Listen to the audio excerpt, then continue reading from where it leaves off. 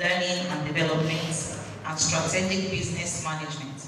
She currently serves as Deputy Managing Director and Executive Director at Sweet Sensation, a pioneering quick service restaurant QSR company in Nigeria.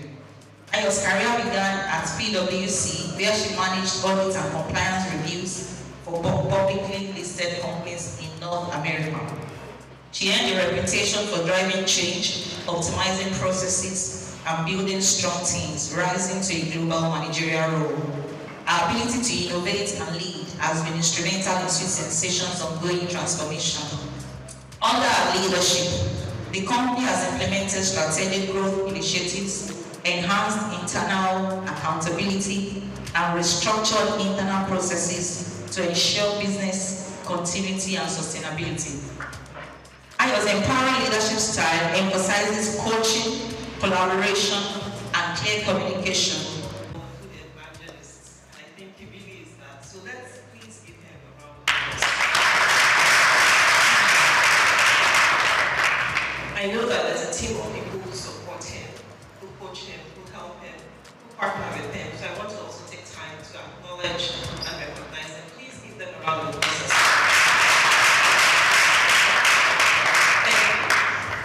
Special thank you to the distinguished speakers and guests. I also stand on all existing protocol, but even with that, I cannot but honor Mrs. Bolayani, who's here. Mrs. Bolayani, the founder of Fertilizers and pioneer in the industry. Thank you for your continued support of the industry. It's also lovely to meet the chairperson of RCPC, an organization I belong to as well. So welcome. Thank you. I don't follow my NAFDAC people, I will get in trouble. So, well done, man. Thank you for all you do at NAFDAC. Making sure that food is safe and that people can live quality lives. Thank you so much. Thank you. Okay. Before I dive into my very, very brief speech, I must honor my mother, Lady Dame Kennedy Hampson, the founder and CEO of Sweet Sensation. Chairperson of restaurant. I'm grateful for the organization she built because giving me a platform, it's giving various people a platform to lead, to inspire others. So she's not able to be here, but I bring lovely greetings from her to everyone here. Okay, so I've been asked to give a very, very short welcome speech, or I think it's opening the short speech by special guest. And you know, this topic, elevating the art of restaurant management, innovation, sustainability, and excellence, is so relevant. So this, I want to start by just saying, this topic is so relevant to our industry. Anyone who's been in an industry for a few years knows how important these topics are. The industry is shifting rapidly. Things are changing so fast. Sometimes you understand your consumers, sometimes you don't even understand them anymore. Technology is reshaping how things happen, and things are moving at a fast speed. So I'm so grateful to be part of a conference that recognizes the importance of these topics and brings people together to learn about these topics. Sustainability is no longer just a buzzword, it is a business imperative. How can you make sure that your organization not just survives, but thrives and can be sustainable for years to come? And I'm really grateful that we have the opportunity to learn about that at this conference. So, for those who are here, whether you sponsored yourself to come here or whether your company has funded you, I want to really encourage you to listen. The ability to invest in yourself, to come for conferences or trainings, it's a powerful investment in yourself. My team who's here, hi team, they know that we talk about growth a lot. Any investment in yourself, whether it's training, conferences, networking, learning from others, at the end of the day, it's a powerful investment in yourself. And as you grow, you can also inspire other people to grow as well. So please be open-minded, please listen, please take notes, network with your peers or colleagues or people who you admire within the industry. But please make sure you learn, make sure when you go back to your companies, you are teaching others as well, others who couldn't be here, and then you're allowing others to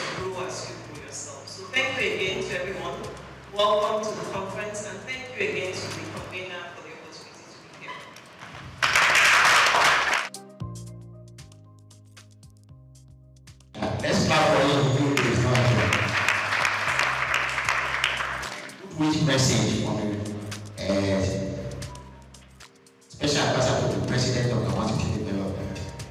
As the Special Advisor to the President on Capacity Development, I'm honored to extend warm greetings to all attendees of this prestigious President Managers Conference. This gathering is a powerful reflection of our collective commitment to the growth of our hospitality sector, an area that the President deeply values.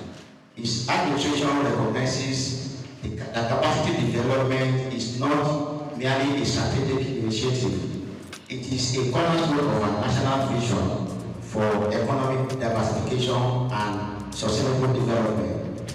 The President is genuinely interested in empowering our workforce, as he understands that the success of our industries rests upon the skills and dedication of our people.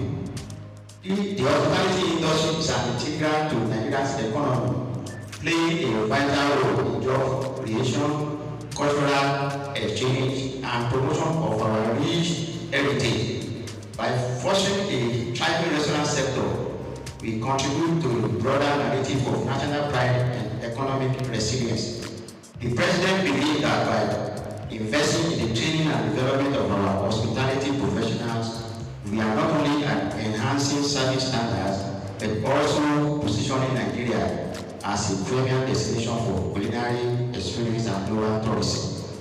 As we look to the future, our administration is committed to organizing more training programs and conferences that will empower our hospitality professionals, and conferences like this is one of those things. We envision a collaborative framework where industry leaders, government, and educational institutions work hand in hand to cultivate a workforce that is not only skilled, but also innovative and adaptable to the evolving landscape of our hospitality industry. Thank you for your participation and for your vital contribution to this essential sector. Together, we will build a robust and dynamic hospitality industry that meets the diverse needs of our citizens and visitors alike. Honorable SOUQ Rabiu.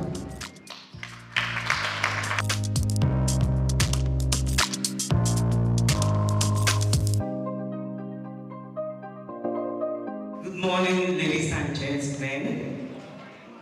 I'm highly privileged to be here. You imagine what this young lady here is doing. I'm particularly excited for this opportunity to stand in this capacity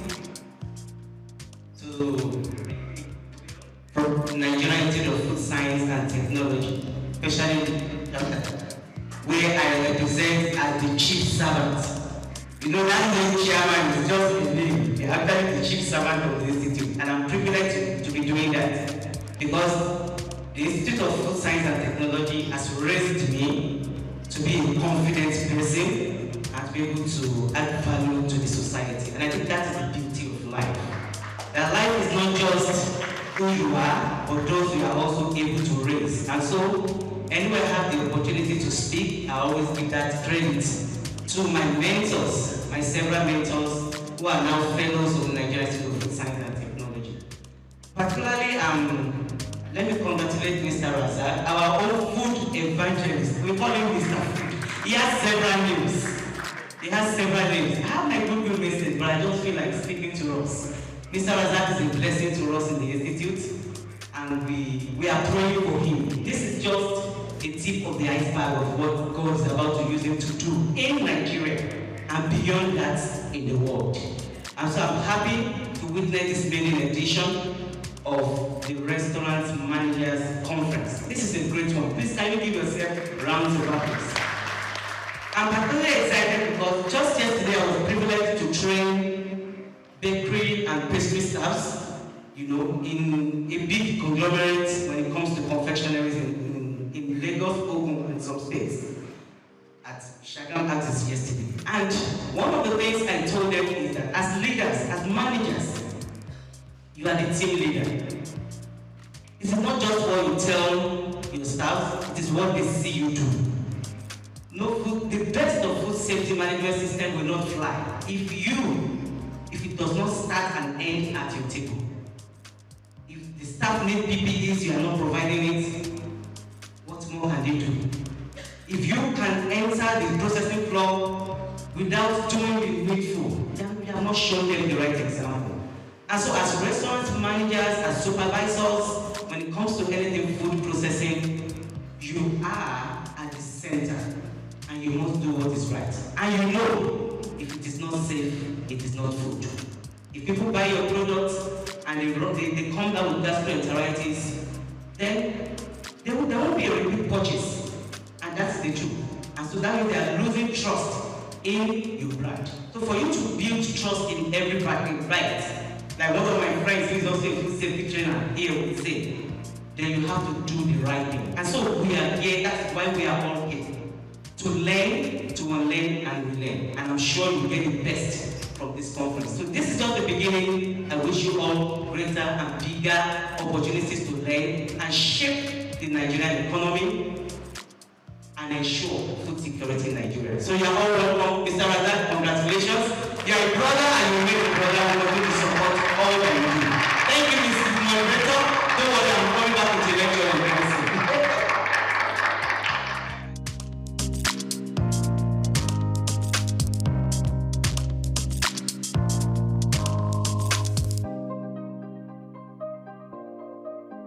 Everybody, and I belong to nobody. So as not to miss out anybody. All protocols duly observed. Mr. Razak, we are here now. You will not understand the meaning of that statement. My name is today. I'm the Executive Secretary of Restaurant and Food Services Providers Association of Nigeria, RESPAN. I'm representing, or rather I'm standing in for the President of the Association, Dame Penge Campaign, ably represented by the DMP of Sensation Confectionaries, Mrs. Ayani Baba. I said, Mr. Razak, we are here now.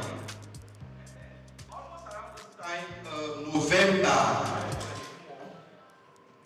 we met here for a function. And this was the place that Mr. Razak informed me about this program, November.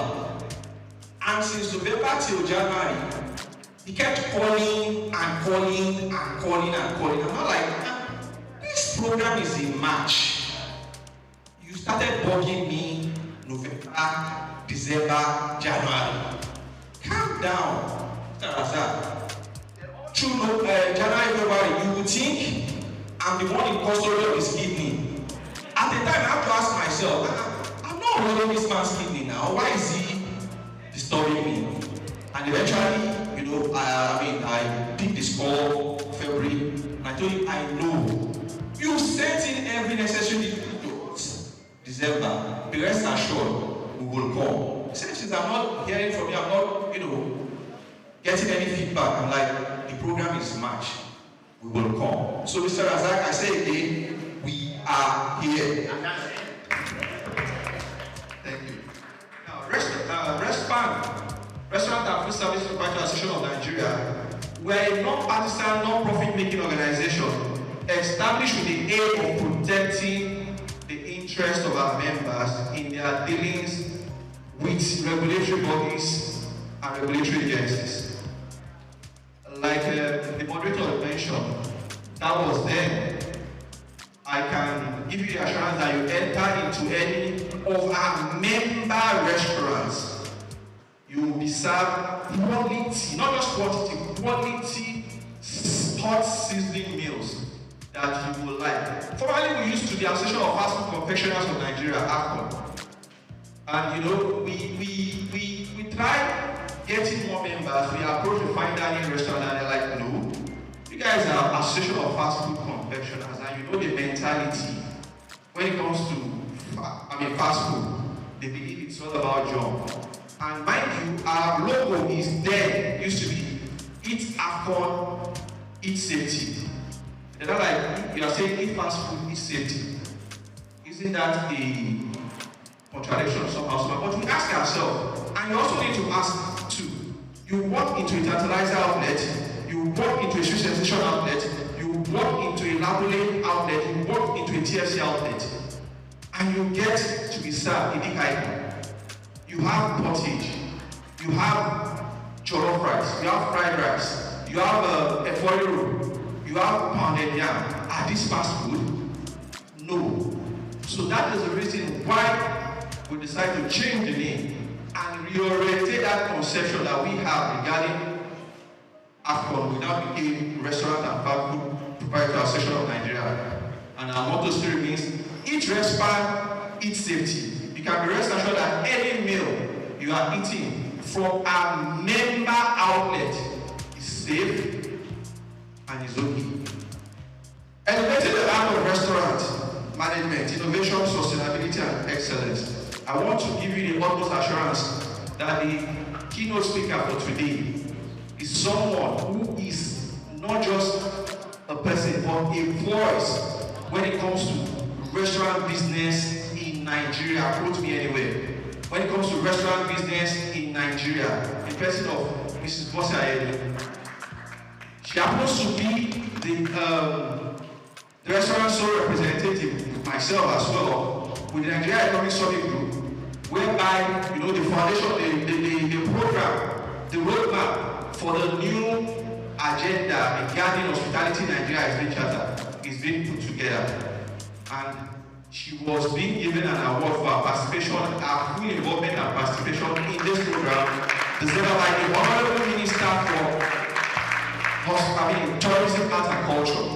So, like the MC said, and speaker before me said, please relax or learn, relearn, because we are here for a whole lot of lecturing, teaching, and the rest. And every other guest speakers that are taking the sections today, you can be rest assured, yes, they are sound. Mr. Razak, count on us as an able and ready-made for this program going forward. Thank you. God bless you all.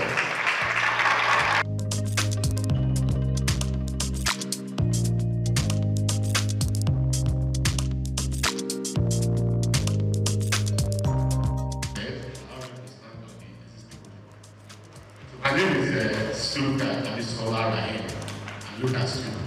I'm standing here for my general manager, Afolabi of Esquire. Let me start by congratulating the organizers of this auspicious program that is due to be highly engaging. I can see that. Because the Consumer Protection Agency was actually established in 2015.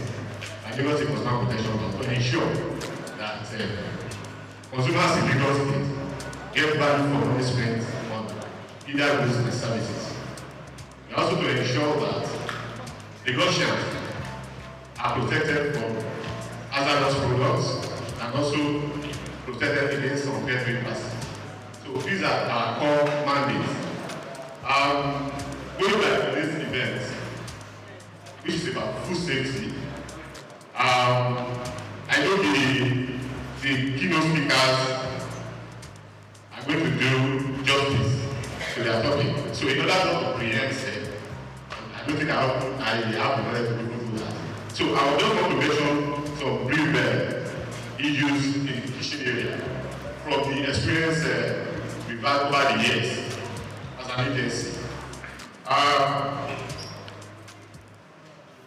This restaurant operation involve handling, preparation, and storage of food. So those are the key areas we want the operators and managers to look into, to look to the improvements on these three areas. Also, while preparing food for consumers, they should try as much as possible to avoid cross-contamination and food spoilage, so on and so forth. But the area I want to really dwell on is service, how consumers are treated on and off the restaurants. So the first point of contact for every consumer or every customer in the restaurant is the on-the-spot service, how they are received. So I want to say that since the managers are here, Over the years, most of the complaints we attended to in the agency has to do with how consumers are received. Not necessarily bad food or bad meal. So I want us to look into that, and possibly our speakers should help us to address that.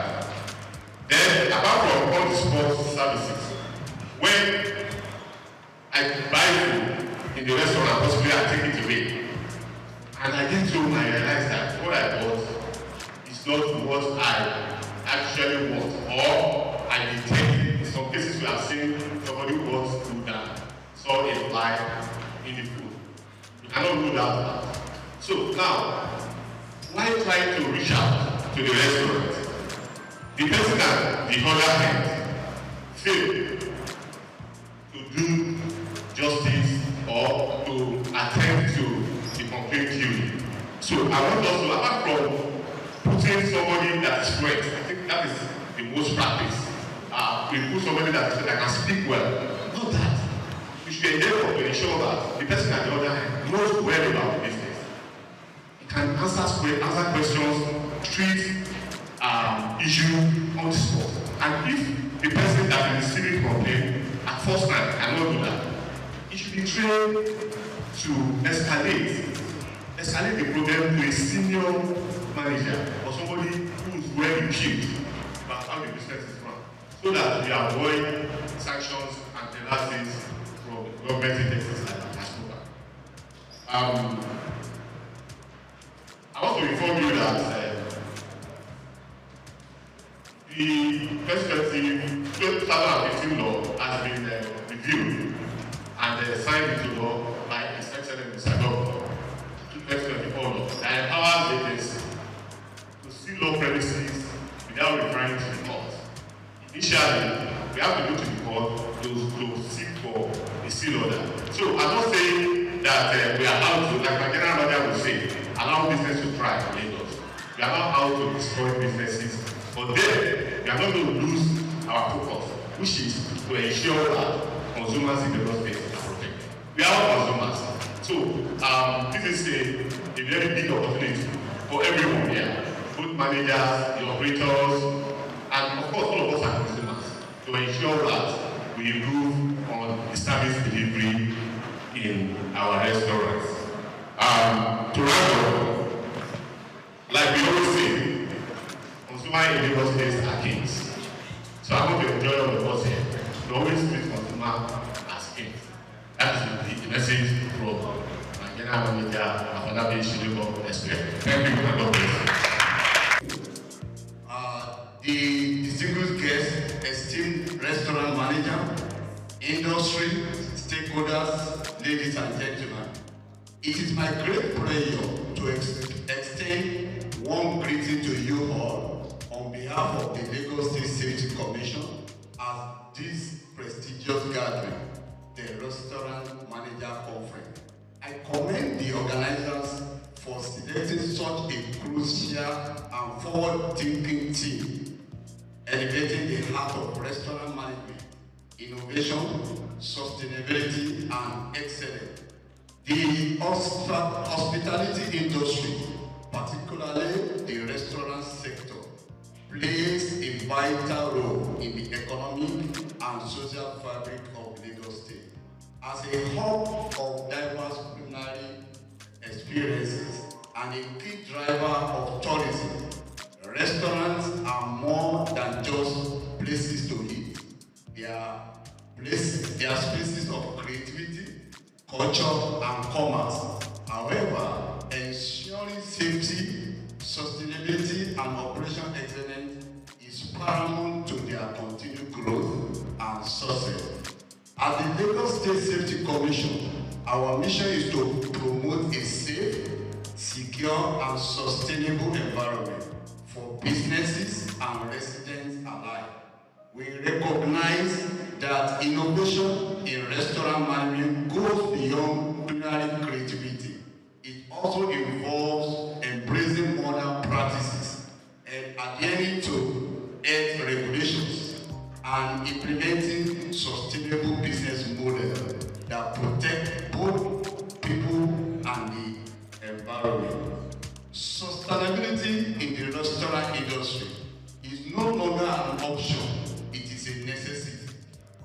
responsible waste management and energy efficiency to ethical sourcing and consumer well-being. Sustainable practices contribute to business longevity and environmental preservation.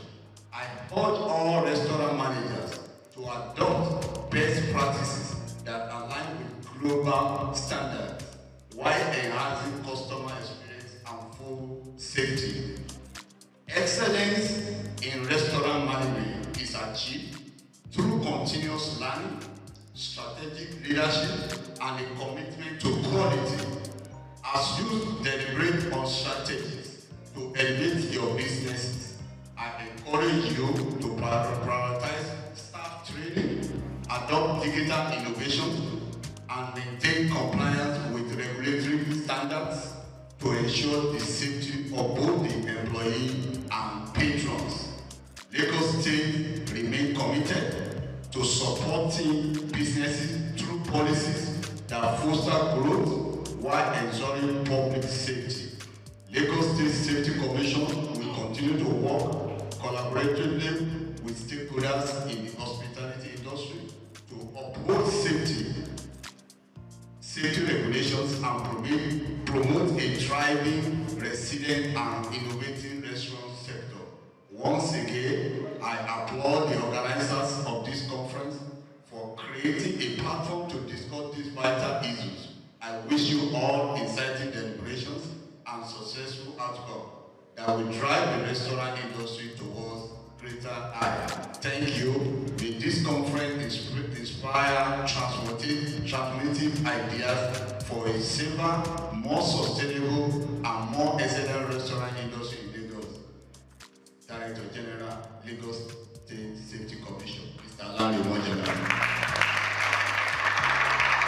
Thank you very much. That was very well said.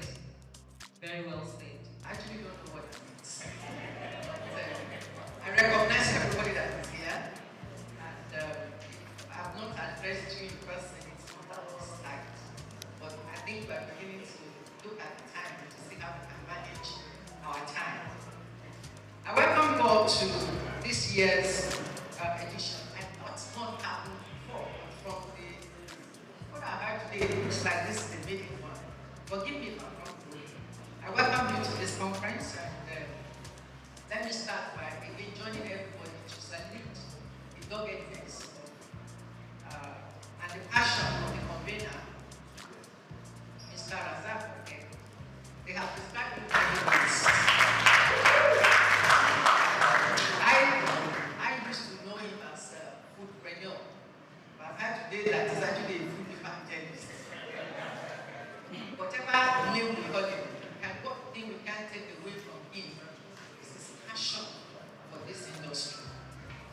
This avenue that he has provided for us today, where we as restaurant operators gather together to share and to sharpen our knowledge, is a major gap that this is in our industry that is trying to fill. I congratulate you on your achievements so far, all the people that have worked with you, and I wish you success in your future endeavors. I'm excited to be here, and I count it as an honor to be called upon to share with you from my limited knowledge and experience, and also to learn from the different experts that have been put together, that have been invited to help deepen our knowledge in specific areas of restaurant operations today. The theme of our conference, as we have heard over and over again today, is elevating the art of restaurant management through innovation, sustainability, and excellence. I will start by talking a little bit about our industry. The Nigerian food service market is estimated to be about $10 billion and growing. About half of this market is held by the quick service restaurants, while the other half is shared by casual dining, fine dining, cafes, and the cloud kitchen industry that is not only large, but also has a great potential for growth. As restaurant managers, do do you see yourself as of today in this huge market that I've just described? Do you see yourself as a tiny drop, like a pinpoint? Or do you see yourself as a significant player in this big industry? Wherever you think you are, one of the things that you should begin to think about from today is how can you increase your portion of this large market that I've just described. The restaurant industry itself has changed rapidly in the last 5 to 10 years. From the imposing brick and mortar structure days, where the idea of social entertainment was limited to visiting fast food restaurants, to today, where the customer would rather be in the comfort of his home and just get his food delivered. Pop-up stalls, food trucks, or sometimes you see them as food cars, are becoming a trend in urban and densely populated areas of our country. These are beginning to account for a good portion of the restaurant, of the revenue of this industry. How then do we ensure that as restaurant managers, we also get a significant portion of this growing pie? Our industry is not without its own share of challenges operating in an environment such as ours in Nigeria. These challenges, which cannot be underestimated, range from rising costs, multiple taxation from different tiers of government, poor infrastructure, strong and formidable competition, manpower skills shortage, and to changing consumer preferences. How do we then, as restaurant managers and restaurant owners, sustain our business in the face of these challenges? Again, when we look at the theme, elevating the art of restaurant management through innovation, sustainability, and excellence, the aim of this theme is to ginger our thoughts as restaurant owners or restaurant managers. First, let's look at innovation. There have been changes in the lifestyle of our target audience, as there have been changes in the demographics that we target. The changes in our industry range from the building structure, like I said, it used to be imposing buildings that we all had, to application of technology, either in the food processing or in consumer engagement methods. And of course, marketing methods have changed dramatically. On a lighter note, while I sat there, Morenica took the picture. She got somebody to take a picture of two of us, and she said content. And I laughed. I don't know if I said it out to her, but you know, we operate in two different generations. My generation would rather hide, but her generation is to put it in the face of everybody, and that was what she wanted to do. When she said content, that's again a difference that has happened in the environments that we are currently operating in. COVID-19, with the attending lockdowns and movement restrictions, forced many companies, like some of us who haven't invested in technology, to embrace digital innovation to survive. Innovation in restaurant management can be in the area of technology, can be in the area of offering unique products, can be in the area of introducing new processes, and of course, it can be in the area of enhancing customer experiences through unique customer service methods. Embracing innovation, no doubt, has its own definite benefits. The benefits will range from increased visibility. You can also leverage technology to reach the wider network of your consumers or potential customers through all these mobile devices that you carry around. Innovation can help us in improving our service delivery. We can leverage technology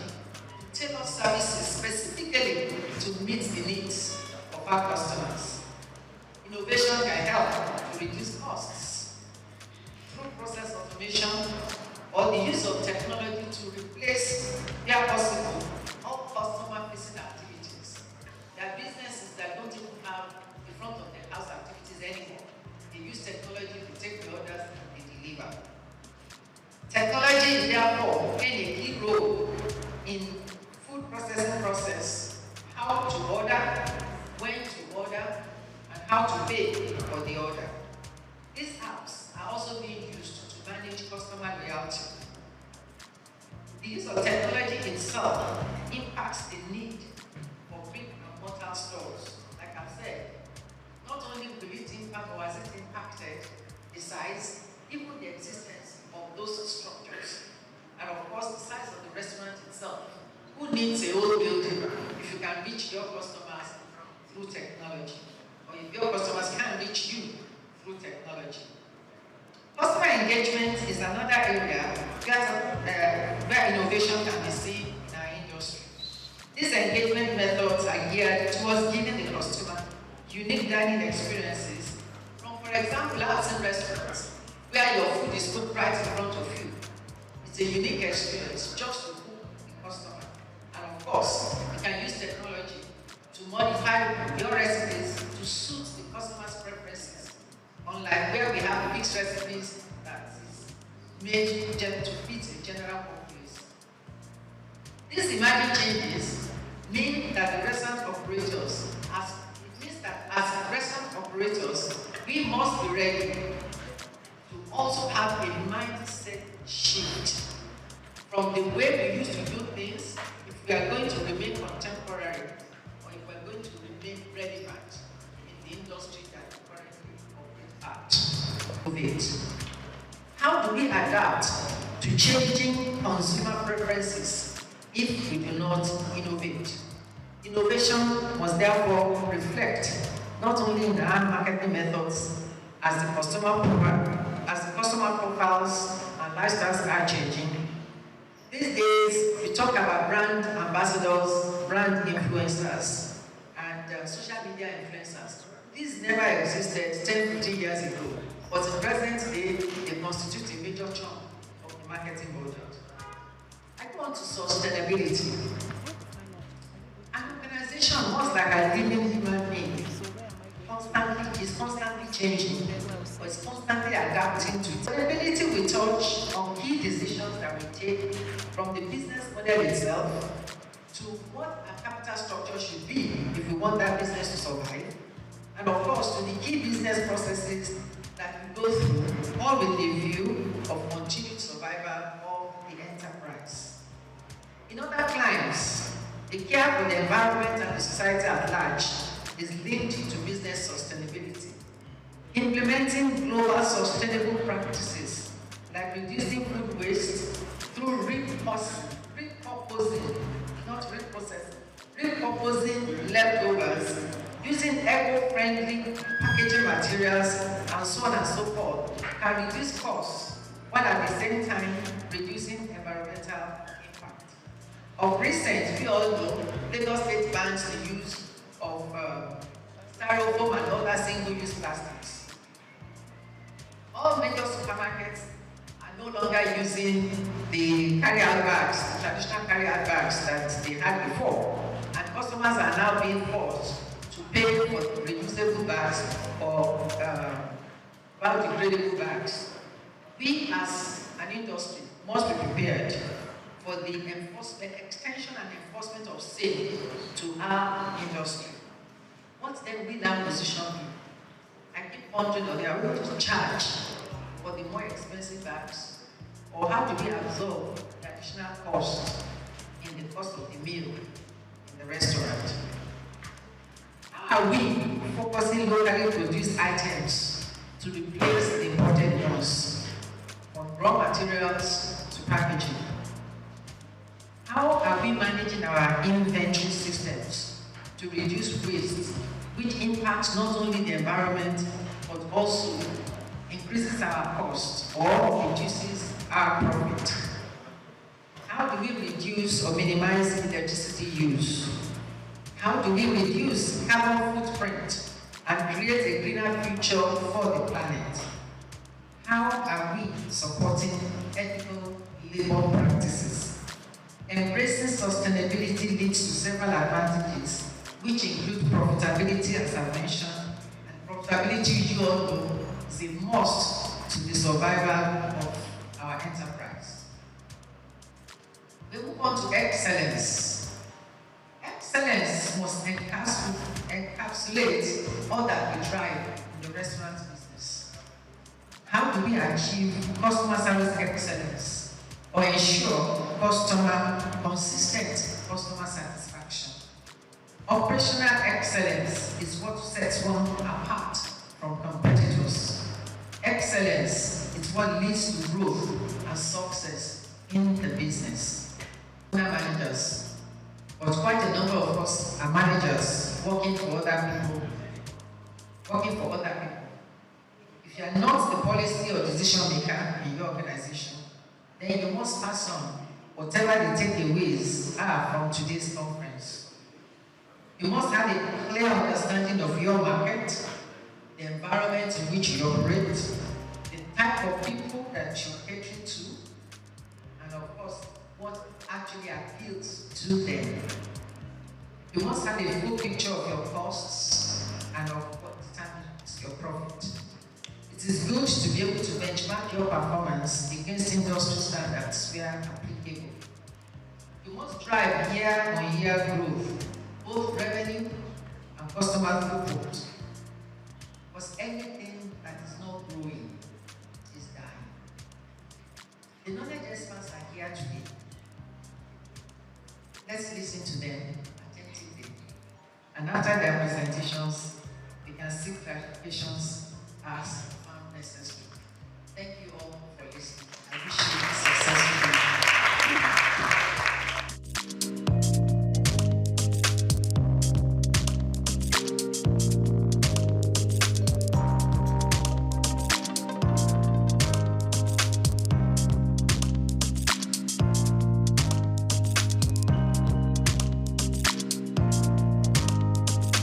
Overproduction, temperature abuse, very important.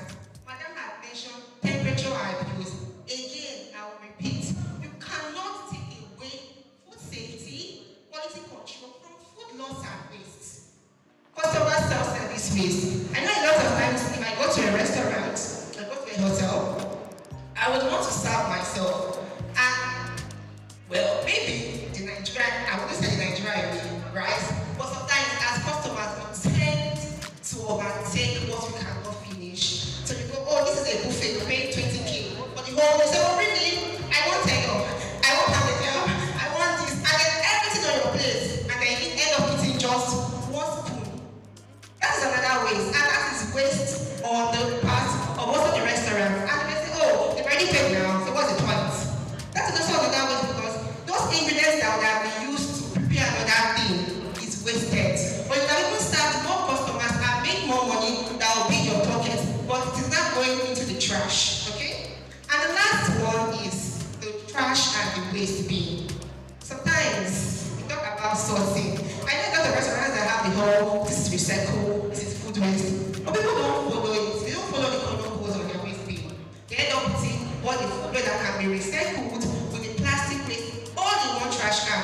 And then what happens in that case? It goes down to the landfill, which is also money. In fact, not just food waste, money taking step in a very nice way, catwalking into the landfill, which is profits going out. But you don't have a plan for donation or recovery.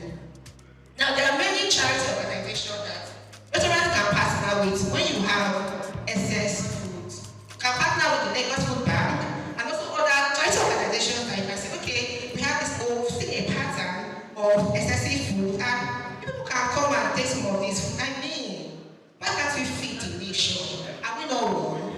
Anyway, moving on. Now, what is the role? Am I communicating? How about not too fast? I want to enjoy this discussion here. Very good, thank you. Now, what is the role of food safety failure? Poor food handling practices and quality control in food loss and waste. Food safety failure, improper storage. If you don't store your food properly, you will end up having older products or you will not follow FIFA, right? She has mentioned, she has given an explanation of what FIFA and FIFA is. I'm going to dive into that. But if you don't store your food properly, you end up having food waste. Most times when I go into restaurants, right, it's very simple for them to have a failure in non-conformity in this aspect because they all just tend to go clean the product on the shelf and nobody's really checking for dates. Another thing that can cause this problem is when you have all of your products on the shelf. Why? Or you buy a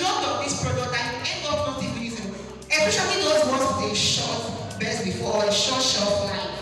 Temperature abuse, that's another food safety failure, and cross-contamination too. Now when it comes to poor food handling practices, again, you can never take away FIFO from this. Mishandling during preparation. If you don't handle your food properly and they go to the floor, that's waste already. Except of course in your restaurants, when food drops on the floor, you pick it, you clean it, and you serve the customer. And I'm sure that I don't have any restaurant managers that are doing that poor quality practices. The lack of hygiene. She has talked about washing your hands, your earrings, all of those things. It's very important as managers or as food business staff, we need to have proper hygiene. If you lack good hygiene, it's as well as putting money into the waste bin. And lastly, quality control, overcooking, undercooking, inconsistent portioning, getting food for minor defects. I don't know if this is new to many of us, right? But sometimes people reject product because they look ugly. No, ugly, not for food safety cases, or not for the sake of food safety, but because I don't just like how this tomato is looking. It's not looking very fine. So they end up throwing it away. But you need to understand that nobody knows whether the tomato is fine or ugly when it is being cooked. So you need to have a very good relationship with your vendors. Tell your vendors, okay, these are the qualities I am looking out for. Have a checklist. Train your vendors and train the staffs around, those who are handling it. Because see, training is very important though. It's not you come to work, you resume work that first day, wear your hairnets, wash your hands, remove your earrings, and that's the end. Training should be continuous. You can have on-the-job training. You can have trainings with external people. You should have a trainer who is already in a restaurant that can train down on those who are upcoming. Okay? So the role of food safety, poor food handling, and risk control can never be taken away from food loss and waste. Remember, food safety failure can make you bleed money. Poor food handling practices will make you lose money. Poor quality control, you are losing money, and that is money and that is profit that should have been generated back into more money. Now, what are the best practices, tools, and techniques in combating this hidden cost that is draining into your profit, which is food waste? Number one, for your purchasing managers and storekeepers, let them check orders for quality when receiving. Have a checklist. If it's not documented, it means it is not done. So if there's no checklist and you are not coming to the is good, there's a tendency that there will be a mistake. And once it gets into your kitchen, it may get rejected.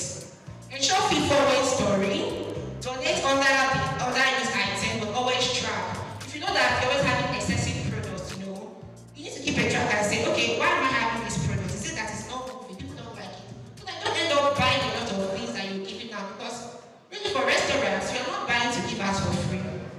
You are buying to make money, to put back into your business. So we have a lot of product that's every day or every month, getting here out, you're donating it excessively. They need to have a track record and say, do I need to take this off completely, or do I need to reduce it? Again, train your staff. Now for chefs and stewards, smart menu planning. You need to plan your menu with ingredients that can make too many food products. So if you're having, say lentils for instance, how many food products or how many menus can lentils do? Start thinking in that way. Start menu planning. Don't just plan I have 55 menus. Oh, one of them in one day. At the end of the day, just 5 food. What with the rest of them? It is waste. That's money that should have been used to any other thing that's going to waste. Okay? Portion control and just portion control. I know as Nigerians, many of us we don't like it. But then again, for food business owner, if you do not manage your portion control, you end up having a lot of food waste. Your calibration, your scales, are you calibrating them? So you're calibrating your scales. Why are you calibrating the dry weights? So it's not a function of every morning you carry 5 kg, you put your seed, good. 10 kg, you put on your scale, it's good. Those dry weights, are you calibrating them? Do you have external parties that come to calibrate those scales to show that you're ensuring the right portion? What about using data to track your demand? Again, forecasting, demand forecasting. The product or the number of products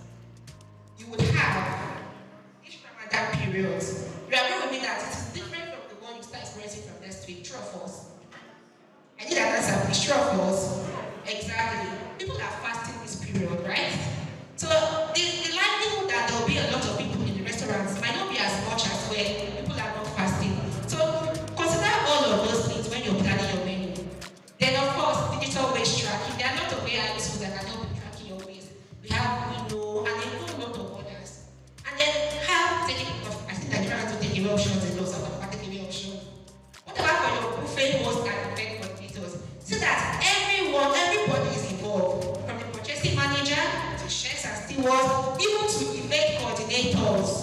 Know the amount of guests that you are inviting to an event and plan accordingly. Have a food waste policy.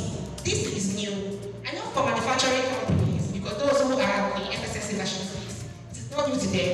But for restaurants, having a waste policy might be new, and to be a good initiative so that your customers know that you're trying to make money and to also save the environment. So to be a good thing to have a food safety, a food waste policy initiative, partner with food banks, and again train. But the important thing is train. Do not get tired of training. If you get tired of training, call experts that can help you train your people. Please again, I'm saying train your people. And FHSC will also carry out training. Just let me put it out there. Now, what is an action plan? I have mentioned what food loss and waste is. I have mentioned where food waste can be gotten, can be from the preface or the post phase, right? Before the customer or after the customer. What you need to do. Start with a food waste audit. We all know that we all have the HACCP team, right? You can also have a food loss team. Everybody should be involved. And should also start from management. You see, food loss and waste should not be having conversation on the shop floor or in your kitchen. You should be having food loss conversations in the boardrooms where your boss is saying, we're having a lot of waste, what do we need to do? That's the only way you can find change. But if you're talking about food loss and waste in the kitchen, it might not really have that effect you want it to have. So the most important thing is to have meetings, with the top management, get them involved, and have a team. Then start with a food waste audit. Every food business is a system to identify where waste is happening, to track reduction and enforce prevention. So we talked about where the waste can happen. Now, I do not know your individual kitchens, so I cannot tell you where your hotspots are. That is the work of everyone here. After this conference, remember that the lady with the glasses said, know where my hotspots are. Go to your kitchen. Managers tie into their KPIs. Let everybody identify where the hotspots are. And then there's a strategy and methodology that we talk about. It's called TNA. You target, you measure, and you act. But I'd like to expand it a bit. You target, you measure, you reduce, and you act when you communicate. It's very simple. Have a smart goal. Tell everybody, or you tell yourself, okay, in the next 6 months, I want us to reduce our food waste by 30% in maybe portioning. And because if there is no goal, you'll be too relaxed to want to track. So goals keep you on the edge. Like, okay, I have a goal, what do I need to do? So that is what targeting does. Then you measure, you track, where my waste coming from? Is it from the preface or from the post phase? You need to know, you need to measure. When you measure, you know whether or not you're reducing or you're not reducing the waste. And then you act. After knowing your hotspots, after measuring, okay, what do I need to do? Do I need to cut down? Do I need to do a smart menu planning? What are the things I need to do? And then you communicate with people. You cannot have all of this and keep it to yourself. You cannot drive check and keep it to yourself. So you must communicate with everyone, and I mean everyone in each department. Let them know that, look, this is serious business, and we all have a part to play in food waste reduction because we're talking about money here. And lastly, also, another methodology we can use in reducing food loss and waste is the 4 R's. We have the reduce, the reuse, the recycle, and the recover. We cannot say we are fighting food loss and waste. We cannot fight food loss and waste because it's a whole lot. But we can prevent food loss and waste from happening. So that's where the reduce part comes into place. And then you reuse this product. Don't be in the habit of throwing things. Look for ways that you can use food products. Throwing should be your last option. Then you recycle and then you recover. I have a friend who does this technology, right? I don't know how he does it, but he's so smart. And he does SOUQ hours for businesses. I really don't know how it works, but this SOUQ away uses food waste and it generates gas for cooking. So you end up not spending so much money on gas, and you end up spending less money for waste disposal. Now, are you sure this works? But I've known him for quite a while now, and I know restaurants that have been using it for 2 years, 3 years, and that's one way of them helping the environment and also saving money. but so that you can actually, food loss and waste is avoidable. It is avoidable. You just have to do the right thing and put your mind to it. Okay?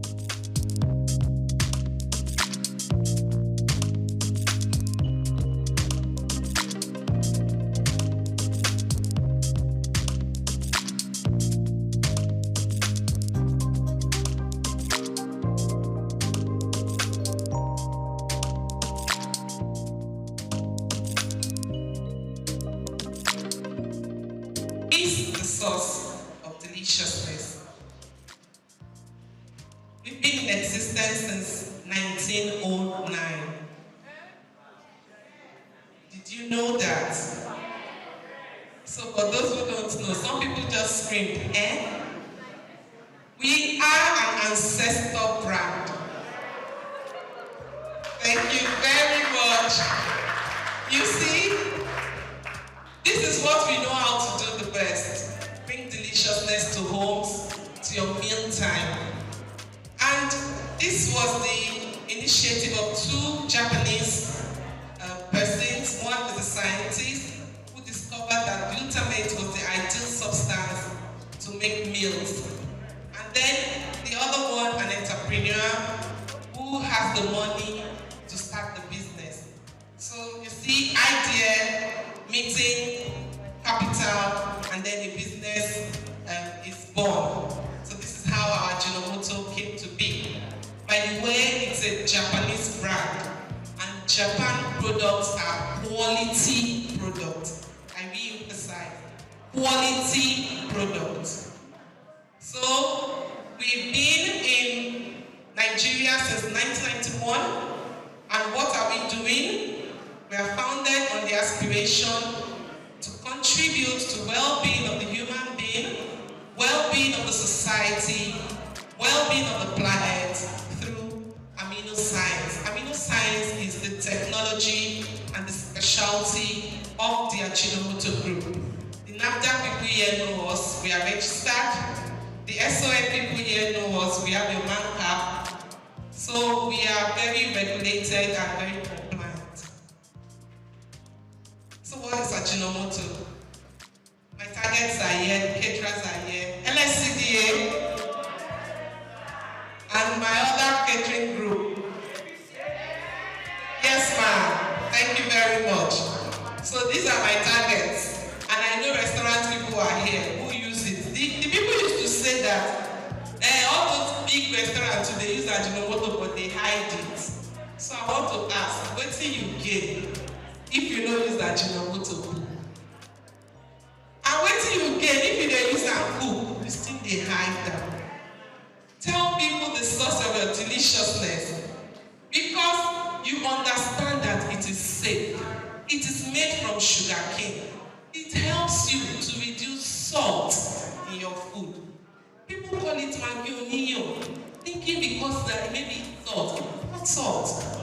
It is a product that has glutamate, and glutamate is an essential amino acid which gives the taste of umami. Umami is not sweet, not bitter, not sour, not salty, but delicious. And that is the fifth taste, in case you don't know. We don't have only 4 taste sensations now, we have 5. The taste of tomatoes is not sweet, not sour, not salty.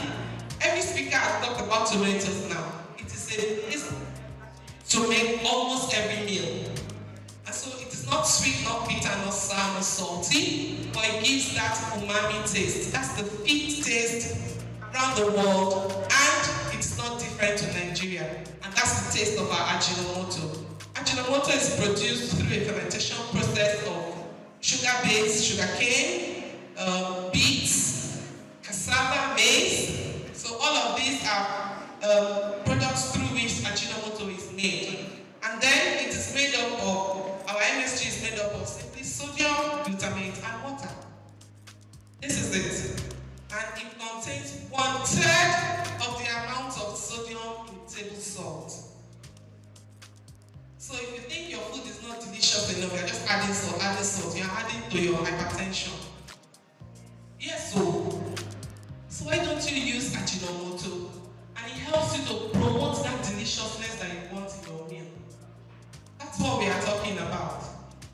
it is used around the world to bring out deliciousness. You are what you eat. All of us agree to that, right? It's consume that forms you. Some food experts will tell us to avoid this fast food, pastries, cakes. Don't eat this, don't eat that, don't eat. Reason. They tell you some of you it gives cholesterol. They just call a lot of hard names that will scare you. But once in a while, even in the pyramid of food, all these things are there. You take them, but maybe sparingly. And not that you don't take at all. So you are what you eat, and when we eat food, we don't eat to swallow those chunks. What we eat is to get nutrients from the food. Bringing one of that. So look out for it in the market. It is very beautiful for jollof spaghetti. One pack is 25 grams, and then you use it for 500 gram spaghetti. Just add 30 cl of water, and then mix it to get the sauce, and voila, deliciousness is all the way.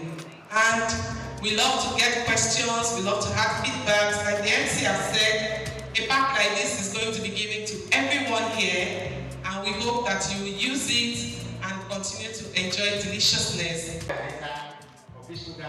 And Grassy Global Foundation, led by Engineer Greg Ashiwoku, we are presenting this award to the DG of NAFDA, Professor Sola Pisana Adeyomi. And she was one of those ones that bring premium importance of production, the quality aspect of it. And I'm happy that happened to be one of the first production supervisors that became an athlete manager and never stopped. So, on behalf of the organizer of the maiden edition of Restaurant Managers Conference, we are presenting this award of honor to Mrs. Kosi in recognition of our contribution to the growth and development of Nigerian restaurant managers. We have been out today, and we are happy that you say that Tati will be here to see this award. Restaurant, cafes, bars, and pub association. You can see, I think from what we have had today, you can see that we are blessed to have her. And ever since she has been taking me up and down, Mr. Dada, we are having a cocktail meeting. Can you come? We are having this one, can you come? Forget me the matter, I say, they want me to be Rama. But I have to squeeze my time to get there. So, she has been very supportive. The chairperson and president of our Service Association, appreciation of the professional leadership, selfless dedication, tireless effort, and understanding.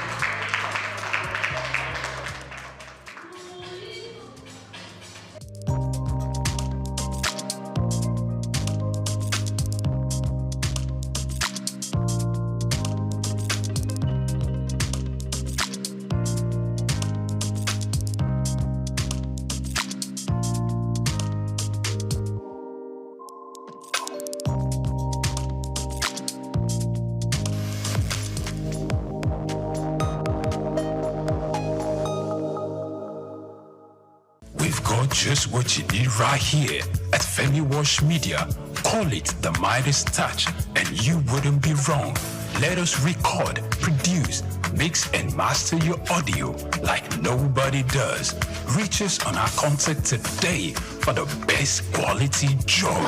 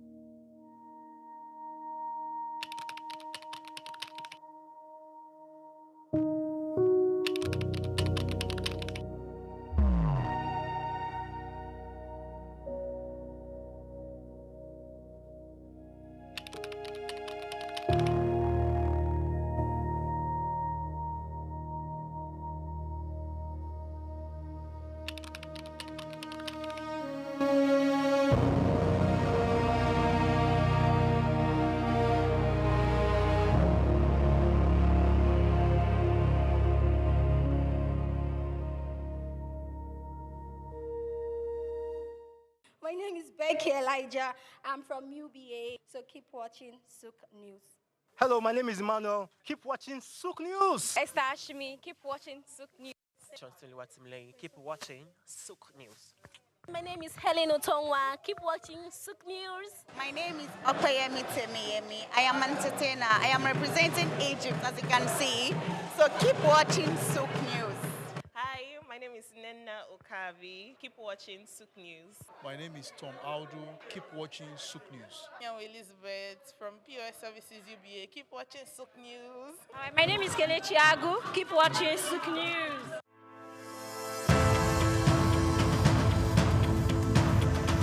Nigerian leather industry has a storied history, particularly in the northern parts of the country, where the art of leather farming and crafting has been perfected over centuries. Traditionally, leather was used primarily for functional items like sandals, bags, and saddles, with little emphasis on fashion. However, the narrative has changed drastically in recent years, as Nigerian leather has evolved from a utilitarian product to a symbol of luxury and high fashion. Here is a special report by Bayo Olaoye. The turning point for Nigerian leather came as local designers began to recognize its potential beyond traditional uses.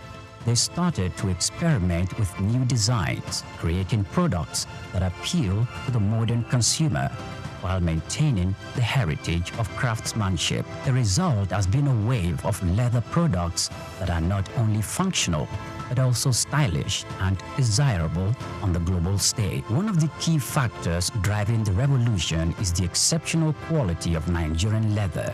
Known for its durability and unique texture, Nigerian leather, particularly from goats and cattle, has become highly sought after by fashion houses, both within and outside Africa. This demand has encouraged local artisans to up their game, focusing on quality control and finishing techniques to meet international standards. Moreover, Nigerian leather products have benefited from the global trend towards sustainable and ethically produced goods. Consumers are increasingly turning away from massively produced items in favor of the handcrafted, sustainable alternatives. Nigerian leather made using traditional methods with minimal environmental impact fits perfectly into this narrative. This has opened up markets for Nigerian leather goods, particularly in Europe and North America, where there is a growing appreciation for products with a story and a conscience. The rise of Nigerian leather on the fashion scene is also closely tied to the country's booming creative industry. Fashion designers, many of whom had gained international recognition, are incorporating leather into their collections and innovative ways. From sleek handbags and bespoke shoes to stylish jackets and accessories, the Nigerian leather is becoming a staple in high fashion. This trend is not only boosting the profile of Nigerian fashion, but also creating new opportunities for economic growth. The leather industry, once dominated by small-scale craftsmen, is now attracting significant investment. Entrepreneurs are setting up modern tannery and workshops, creating jobs and fostering skills development in the process. This industrialization of leather product is helping to formalize what was once an informal sector, leading to better working conditions and high incomes for artisans. However, the success of Nigerian leather market did not emerge without challenges. The industry still faces issues related to infrastructure, access to finance, and competition from imported goods. Additionally, there is the need for more investment in technology and innovation to further enhance the quality of leather products and make them more competitive in the global market. Despite these challenges, the future of Nigerian leather products looks bright. There is a growing recognition of the value of locally produced leather goods, both within Nigeria and globally.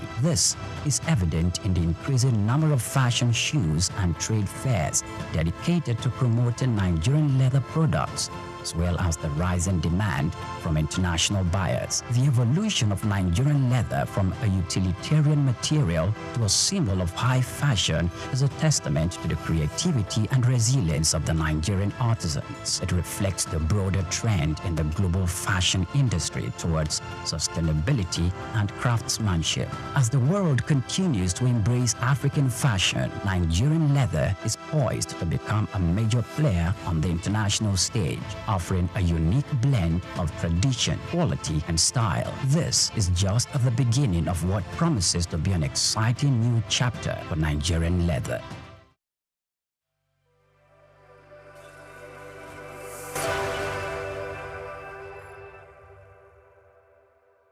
My name is Yinka Babalola. My name is Ijoma Pelokoro. My name is Joshua Hassan. I am Rotarian or Mosunde Lawson. It's Ife Yunwarita Ejeze. My friends call me Ife.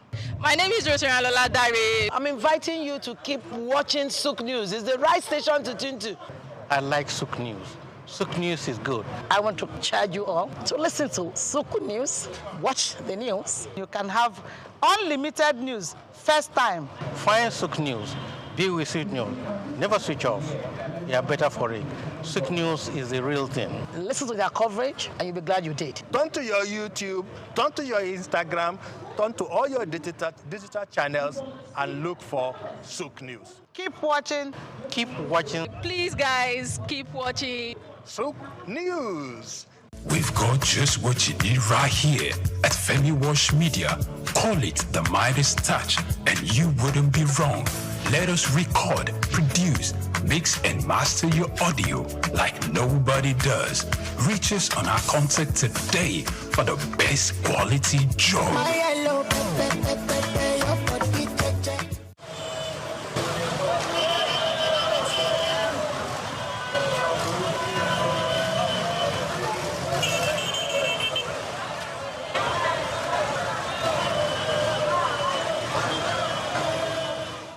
Traffic regulations are practices put in place in both developed and underdeveloped countries. They are designed to ensure the safety of all road users, reduce accidents, and promote orderly movement. Either you are a driver or a passenger, every road user is required to understand and follow these laws. Under obligations, drivers must possess a valid driver's license issued by the authorized body. In Nigeria, this is the Federal Road Safety Corps, FRSC. Individual,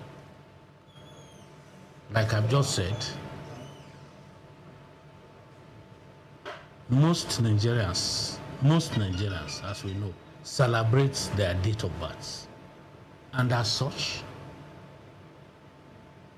when you obtain a driver's license, says for 3 years or 5 years, you already know if you do it today, in the next 5 years, when you'll be celebrating your birthday, you are already aware that your license is due for renewal. You don't have to even wait until that date. By law, a month to that date, you should start processing the renewal of the driver's license. While other countries have their respective designated authorities, vehicles must also be properly registered and insured, with up-to-date documentation readily available when requested by law enforcement officers. Mandatory rules include observing speed limits, which vary depending on the road type. In cities, the limit is 50 km per hour, increasing to 80 km per hour on highways and 100 km per hour on expressways. Before hitting the road, seat belts are mandatory for both drivers and front seat passengers. Also, all traffic signs, signals, and road markings must be obeyed. Drivers must remember that using a mobile phone while driving is a punishable offense unless assisted by a hands-free device. Drunk driving is illegal, with penalties ranging from fines and license suspension to imprisonment. For passengers, wearing seatbelts is essential, and distracting the driver should be avoided at all costs. In public transport, any reckless driving should be reported to the authorities, and pedestrians, on the other hand, must also cross at designated pedestrian crossings. zebra crossings, or pedestrian bridges were available. They should follow pedestrian traffic lights and only cross when the signal indicates it is safe. Looking left, right, and left again before stepping onto the road is crucial and should avoid running while crossing. Making eye contact with approaching vehicles ensures they see you before you proceed. By following traffic regulations, road users can prevent accidents, protect lives, and contribute to smoother transportation for everyone. Grace Komolafe, SOUQ News Television.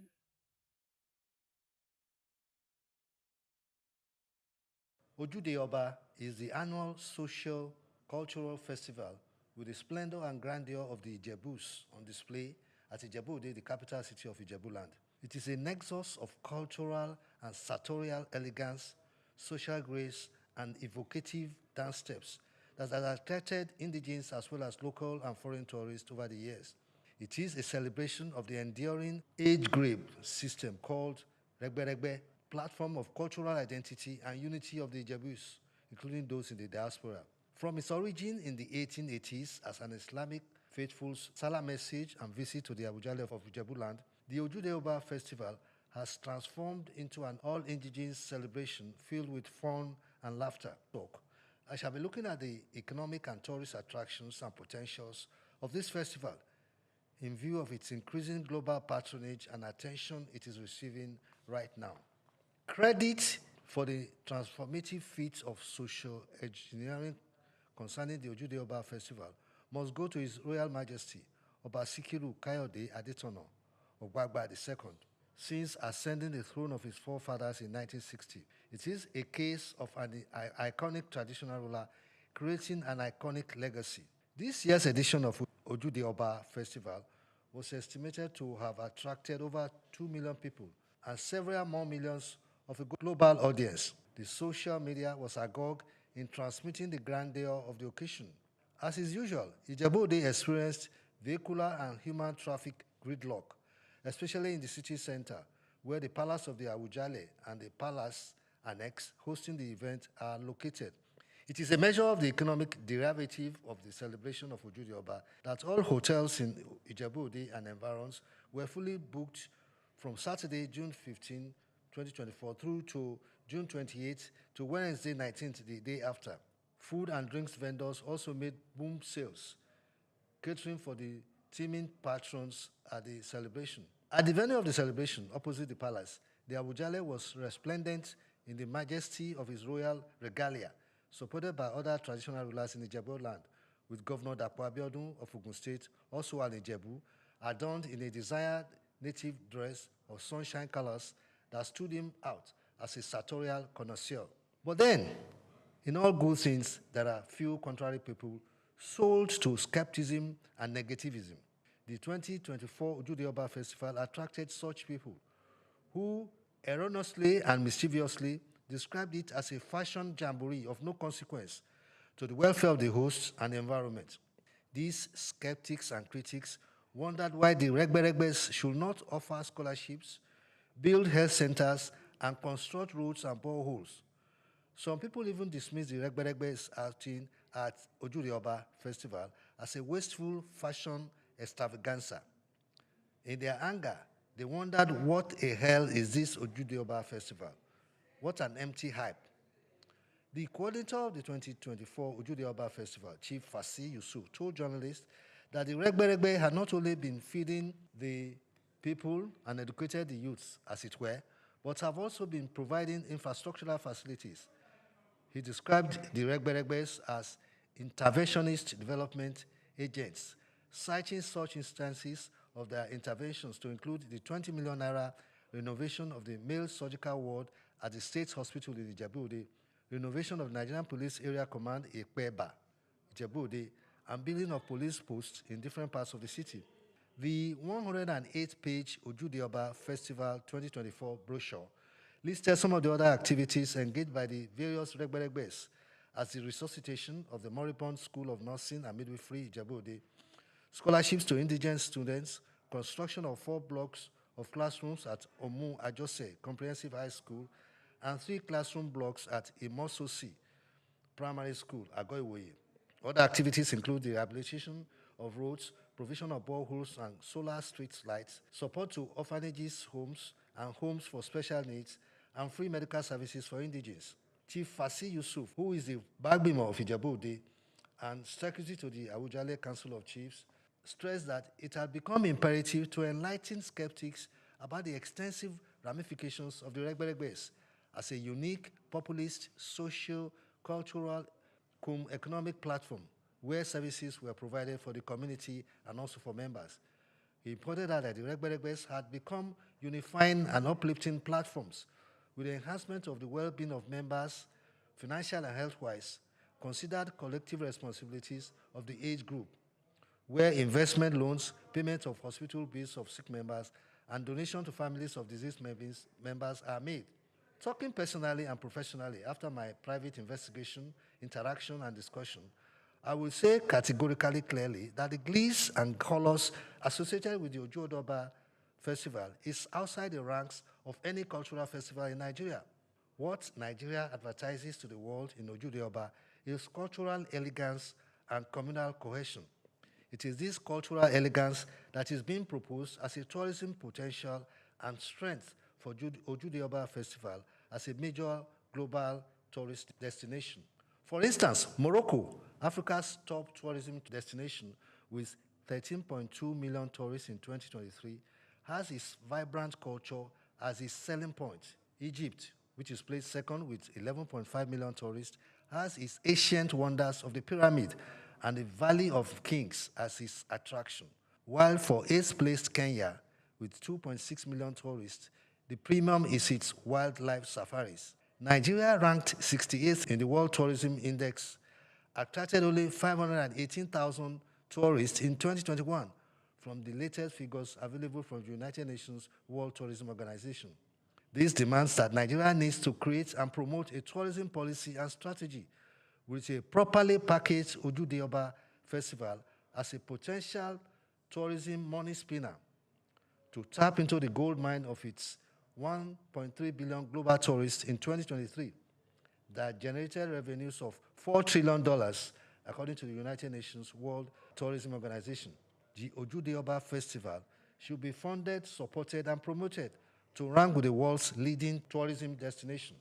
These destinations include Disney World in Florida, in the United States of America, California, also in America, Cancun in Mexico, the safaris in Kenya, Paradise Fund in Mauritius, the aquatic jewel of the Indian Ocean, and the historic Colosseum in Rome, Italy. We in Nigeria need to appreciate and celebrate our culture as our patriotic, passionate contribution to global tourism. And the Ojuodoba Festival is such a sellable cultural event.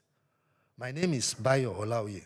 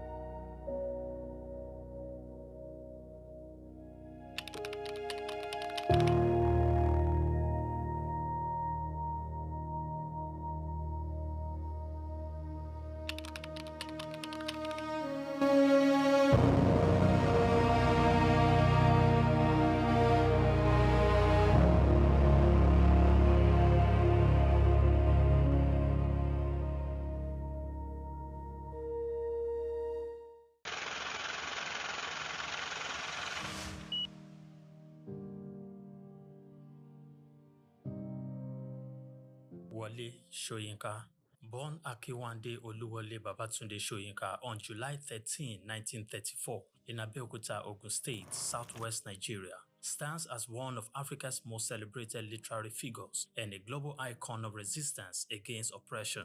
His life and works reflect an unwavering commitment to justice, culture, and the transformative power of arts. Soyinka was born into a Yoruba family in colonial Nigeria, an environment that exposed him to both traditional African culture and Western education. His father, Samuel Ayodele Soyinka, was a school headmaster, while his mother, Grace Eniola Soyinka, was a devoted Anglican. This blend of indigenous and colonial influences deeply shaped Soyinka's world. Soyinka attended Government College Ibadan and later proceeded to the University College Ibadan, where he studied English and literature. Soyinka completed his education at the University of Leeds in England, earning a degree in English and later a doctorate degree. In the late 1950s, Soyinka began working as a dramaturgist at the Royal Court Theatre in London. However, his passion for storytelling and cultural preservation drew him back to Nigeria, where he founded two theatre groups known as the 1960 Masque and the Orisun Theatre Company. Soyinka's works, often a fusion of Western dramatic techniques and African themes, address universal issues of justice, freedom, and human dignity. His early play, titled A Dance of the Forest, which was introduced in 1960, written to celebrate Nigeria's independence, critically examined the nation's socio-political trajectory, setting the tone for his career as both artist and activist. Soyinka's activism became more visible during Nigeria's post-independence years. In 1967, during the Nigerian Civil War, he called for a ceasefire between federal forces and Biafran separatists. This led to his arrest by the military government, and he spent 22 months in prison, where he wrote a short drama titled The Man Died, Prison Notes, a harrowing account of his imprisonment and a profound critique of authoritarianism. Soyinka has authored more than 20 works, including plays, novels, poetry, and essays. In 1986, Soyinka became the first African to win the Nobel Prize of Literature, an achievement that brought global recognition to African literature. Soyinka remained an outspoken critic of oppressive regimes, often at great personal risk. His activism extended beyond Nigeria, addressing global issues of injustice and human rights. During periods of military rule in Nigeria, he went into exile, continuing to write and speak against tyranny. Today, Soyinka is celebrated not only as a literary giant, but also as a symbol of resilience and moral courage.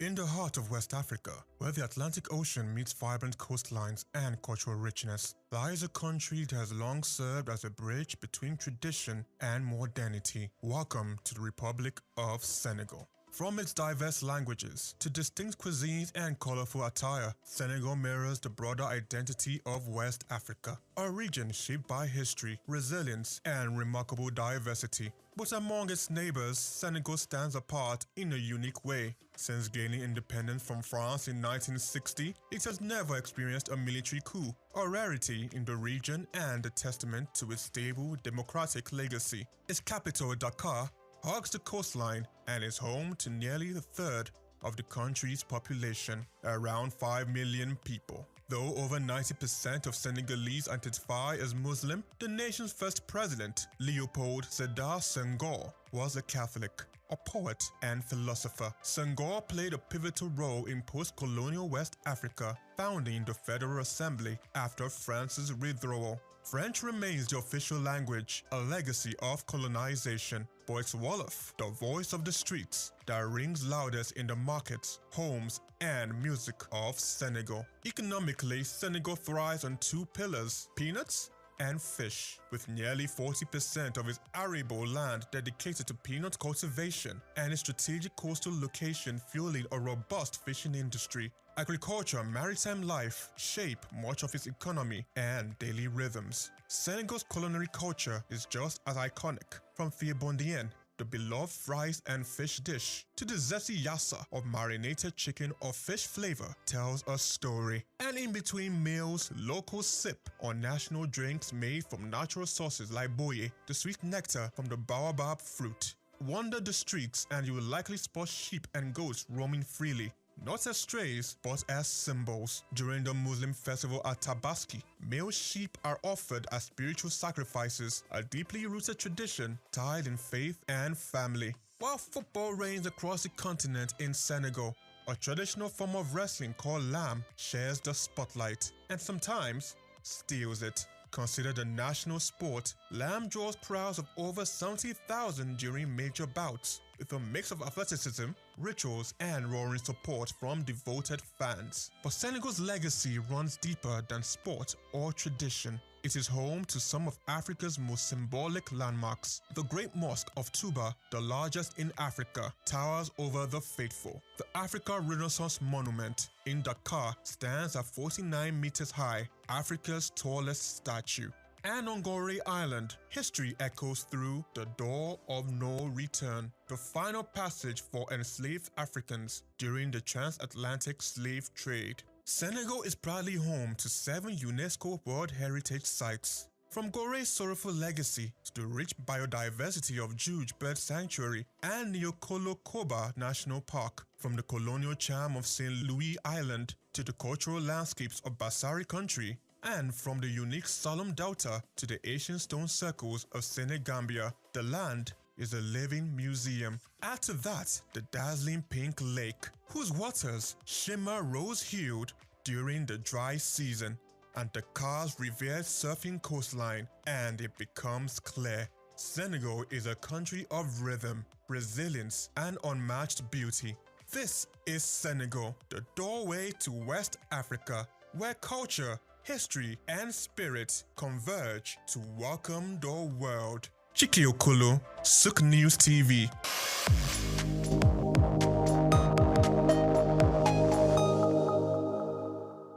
The Global Leadership Conclave Lagos has brought together policymakers, business leaders, development experts, and young innovators under one roof, all united by a common vision, transforming leadership ideals into practical action for sustainable development.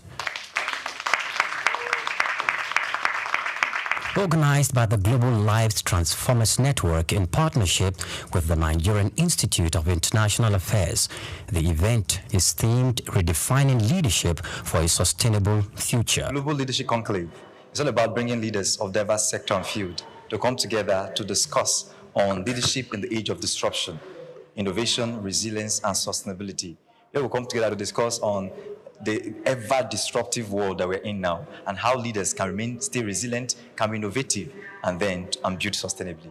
Speakers at the forum include Sir Victor Walsh, Mr. Tunji Ido, Dr. Patrick Uduma, Engineer Tony Obuigwe, and others. They emphasize the urgent need for transformational leadership that bridges the gap between policy, ethics, and enterprise, particularly in developing economies like Nigeria. Discussions also centered on equipping the next generation of leaders with global competencies, integrity-driven values, and digital-age problem-solving skills to drive inclusive economic growth. Leadership is a topic that is very important for us as a nation, and something that is very rare. The right type of leadership is not very common in our climate, and it's the wrong one that often hogs the limelight. So it's important that we're able to point to other models, other examples that have stood the test of time and that have helped other nations to get to where they are, and the kind of leadership we had before things went down in our nation,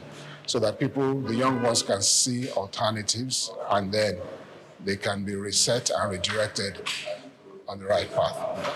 My presence here is to contribute to the conversation on leadership, starting with self-leadership. How can young people drive change in the society and in our environment? How can we influence positively the polity that we find ourselves? We are heading towards elections, in another 1 year.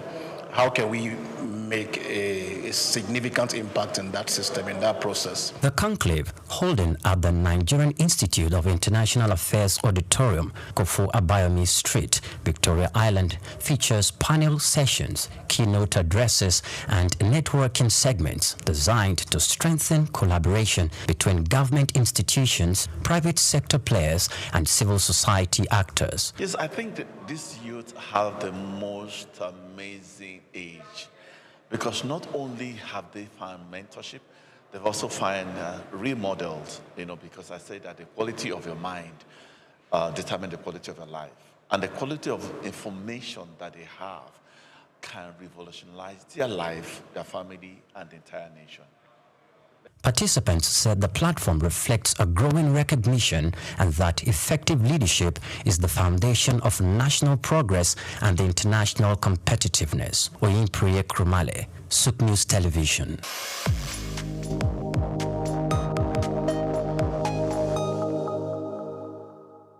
We've got just what you need right here at Femi Wash Media.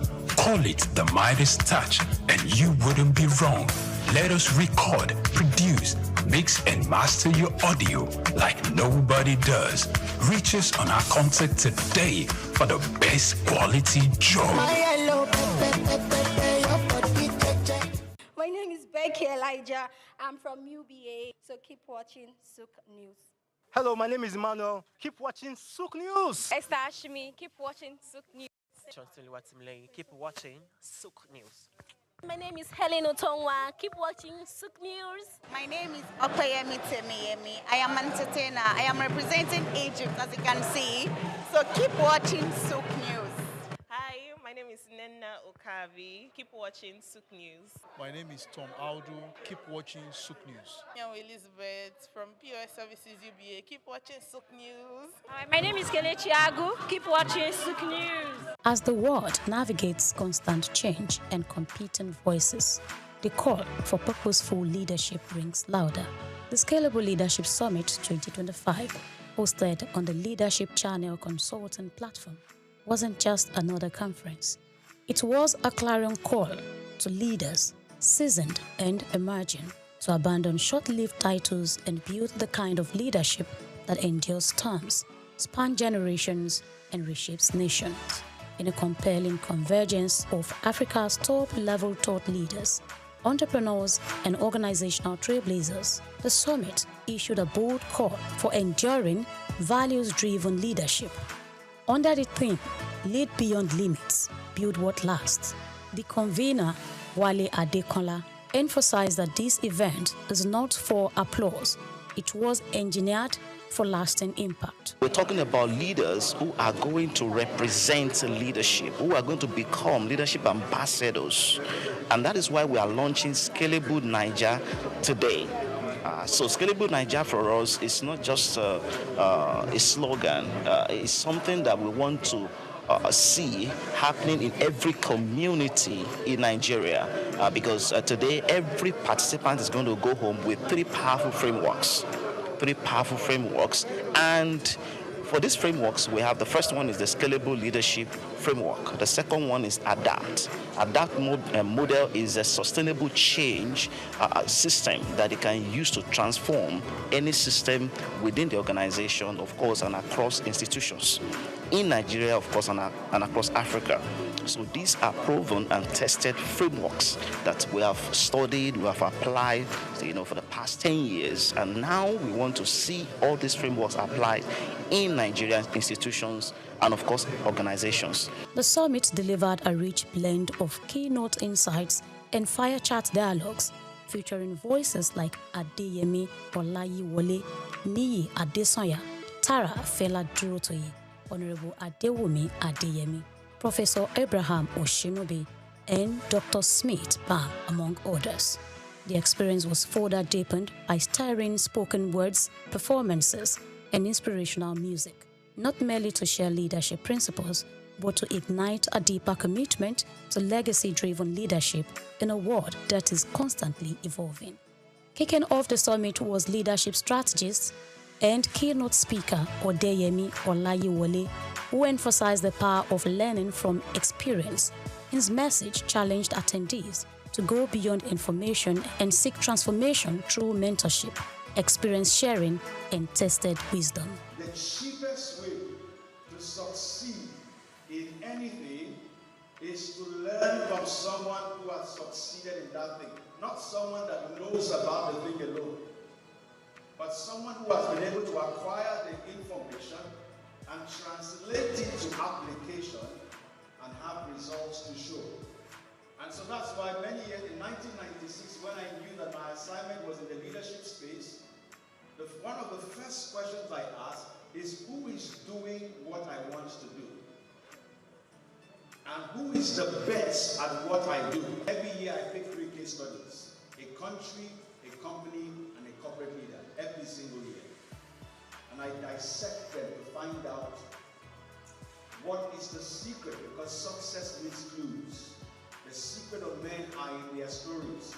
So one of the cheapest ways to succeed at anything is to find out who has succeeded at what I want to start. Renowned beauty entrepreneur Tara Feladrotoye, in her keynote session and during a fire chat with the convener, shared lessons from her leadership journey in building the House of Tara brand, from humble beginnings to a systemized enterprise. She spoke on navigating growth, people development, and succession planning. What is it that I do that delivers the same outcome? What is it that makes my customers buy every time? Write it down, because you have now found a framework. Then you amplify and multiply that framework so that every time you meet a House of Tara person, there is something about them that reminds you of the person you met in Lekki. Why? Because we have created a culture. The policies are designed to protect you, not just the company. If you don't remember everything else that I said and you are an employee here, pull the policies and embrace them in your chest. Know them by heart. If anybody says anything, you just ask, what does the policy say? And all found out if you don't have policies, what you are basically saying is that you're allowing your people to do anything. From academia, Professor Oshinobi of Lagos Business School brought a compelling perspective on national transformation governance, innovation, and faith-based leadership. The Nigerian paradox: we are rich in resources, yet poor in trust. Two of us, bursting with talent, yet starved of opportunity. A land of faith, yet a desert. Governance is a structural foundation that enables accountability, transparency, and the rule of law. But the crisis is this: 83% of Nigerians is strong public institution.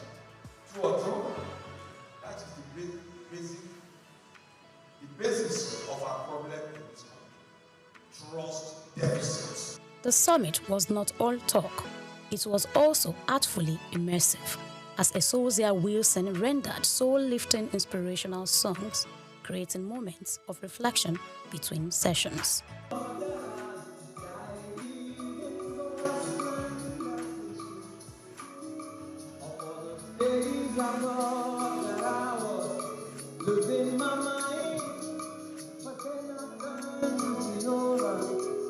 In an interview with SOUQ News TV, the convener emphasized the summit's depth, that it is a leadership movement committed to shaping a new breed of leaders. Participants shared their reflections, describing the summit as a catalytic experience that confronted, challenged, and compelled. Leadership is not just a day thing, it's a daily thing. We want them to recognize 3 types of patterns. So we have encouraged them to study pattern. Number 1, pattern recognition. Number 2, pattern usage, how they can use the pattern that they're going to learn today. And number 3 is pattern creation. How can they create new patterns that they can apply in their own organization, something that is unique for them from the patterns they've recognized that they can use and also apply in their organization through wisdom.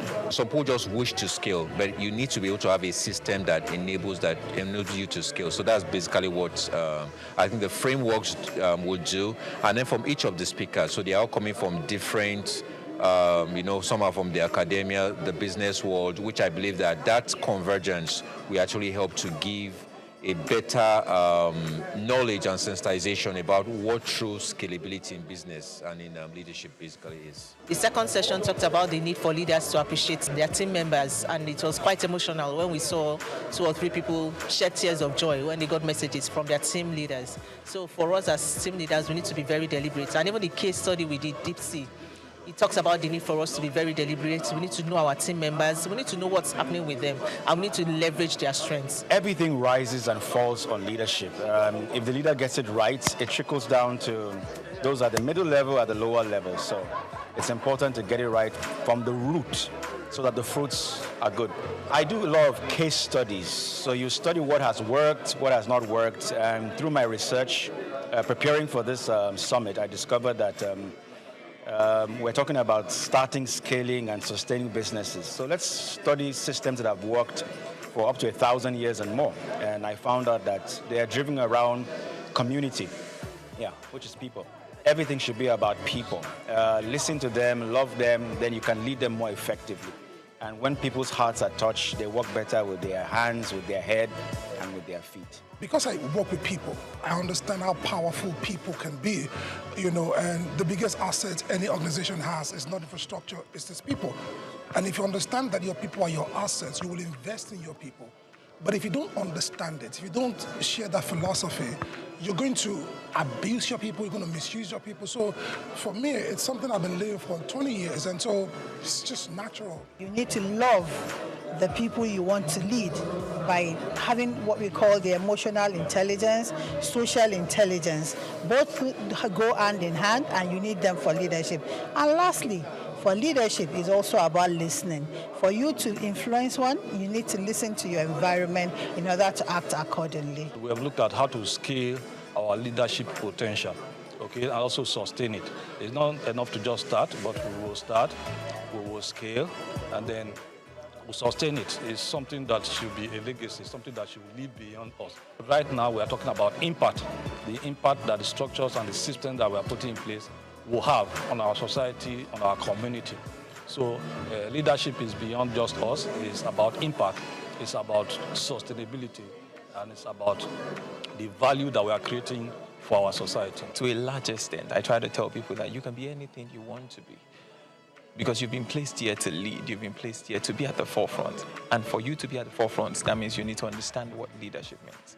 And that's the message I pass out. I see myself being able to influence the world with my music, and also show people that they have the ability to believe they can be anything they want to be. My workers are waiting patiently to see me coming, because I have a lot to impact on them about the personal growth, the business growth, and everything as well. Everybody needs this, especially if you're an entrepreneur. You don't need to miss out this kind of program. You need to connect. No matter the money you spend here, it's worth it.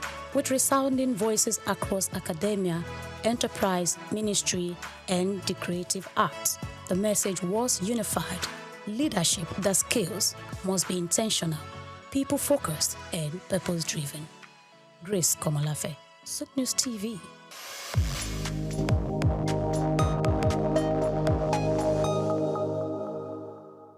My name is Yinka Babalola. My name is Ijoma Pelokoro. My name is Joshua Hassan. I am Rotarian Almost Sunday Lawson.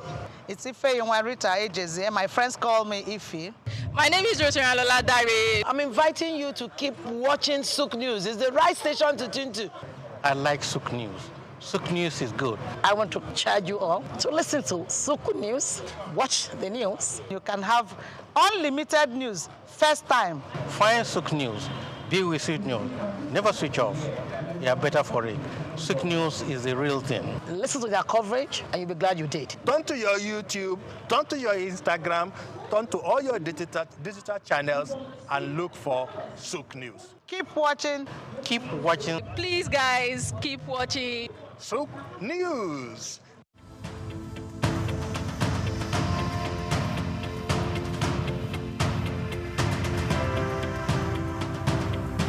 Eko Atlantic has become Nigeria's most sought-after city for its high-end infrastructure, prestige, and well-planned city layout, as reflected in an 8-lane boulevard, about 13 internal bridges, underground cables, and green footprints defined by over 30,000 trees. Additionally, having a building in the city has become a trend among the so-called big boys, as was the case with Old Ikoyi, Victoria Garden City, popularly called VGC, Osborne Foreshore, and now Banana Island.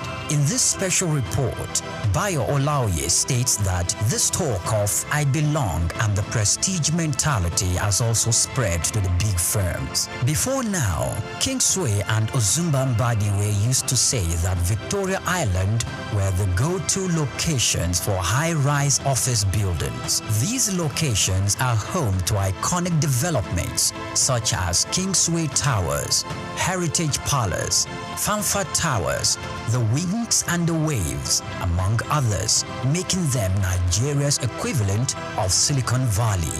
The Eco-Atlantic City was modeled after the skyscraper district of Manhattan Island in New York City. It has become the new destination for big-ticket corporate firms which are building or relocating their new headquarters to the 10-square-kilometer city, rising off the coast of the Atlantic Ocean in Lagos. The city is attracting investment interests in both residential and commercial real estate, the latest being MTN Nigeria, preparing to build a new headquarters.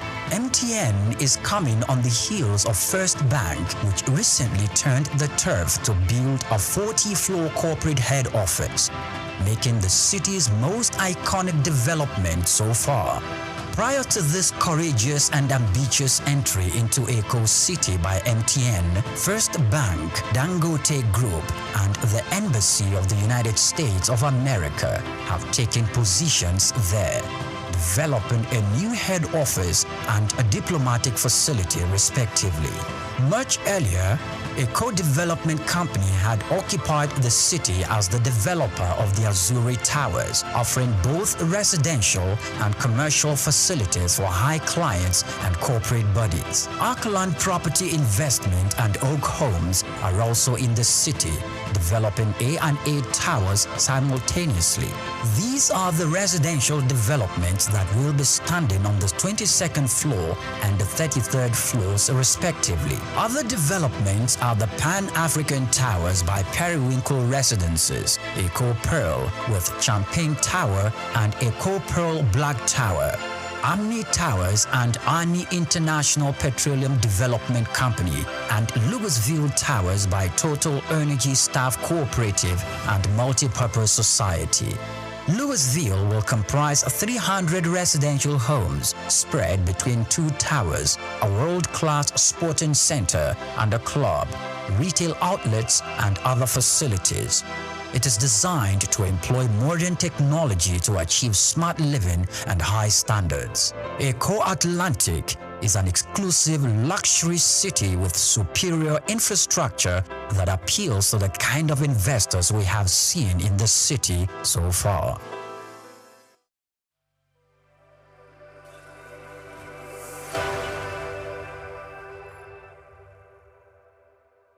African languages can be the means of attaining true independence and decolonization. In fact, language is the vehicle with which culture is rightly or wrongly expressed. Culture is deeply implanted in the language of a people, but the slave trade has tarnished and demeaned the essence of our culture, language, arts, and values. African languages are catalysts for the consolidation of the African cultural heritage. Developing the various cultural heritage associated with these languages that are currently scattered around Africa is important. Less than 20% of African languages have written forms, thereby making their learning practically impossible. To redirect African languages from disuse and extinction, more enlightenment campaigns should be vigorously pursued by the various governments of Africa on the potentials and benefits of various cultural heritages in various indigenous languages. It is compulsory to promote teaching and learning of indigenous languages and replacement of foreign languages that currently serve as official languages. People gain the ability and authority to make informed decisions and implement change in their own lives and the lives of other people. It is a means of encouraging youth to do great things for themselves and also to make great impact on the people. The empowerment of youths in the 21st century in Africa ensures a lot of good for the continent in curbing poverty eradication. This is because youth empowerment can curb the rate of poverty to a large level. When a youth is equipped with essential skills, he or she can utilize them to feed or assist others and even invest for future use, aiding the nation economically. The creative industry economy or the cultural industries could be used to empower African youths in this century where everything had gone digital. These industries have a big role to play in the development of African youths of this generation. The empowerment of youths in Africa can therefore be achieved through training, loans and grants, equipment and productive environment, and tapping into culture and creative arts as tools. The new media can also be used to increase the popularity of Africa's creative economy. Social media has become a space of cross-pollinating cultural knowledge that sustained Africa in the past, hence providing a versatile space that has placed the contemporary African art forms at the center of transformative possibilities. Content creators should reproduce traditional cultural songs to reimagine alternative Africa different from the one shaped by colonial history and patriarchy. TikTok, for instance, has become a space mediating the visibility of marginalized voices within reproduced literary pieces. We must also not lose sight of the African Union Agenda 2063, which envisions an Africa with a strong cultural identity, common heritage, values and ethics, as well as integrated continent, but politically united, based on the ideals of Pan-Africanism and the vision of Africa's Renaissance. To put it best, true independence devoid of reliance on powers that are external to this continent is one of the many visions of the African Union. Literature, precisely. Drama as a genre can assist the realization of these visions.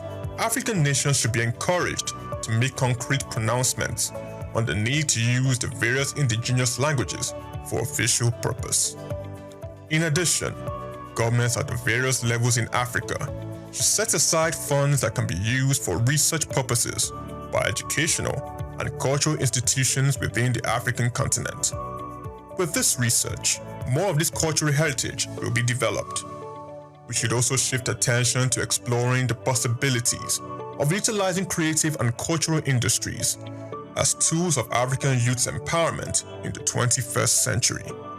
The choice of the youth is premised on the statistical fact that the youth form the bulk of Africa's active population, who disturbingly are largely unemployed and could be misdirected to participate in violent conflict. The youth can be aggregated as a period of human development which occurs between childhood and adulthood.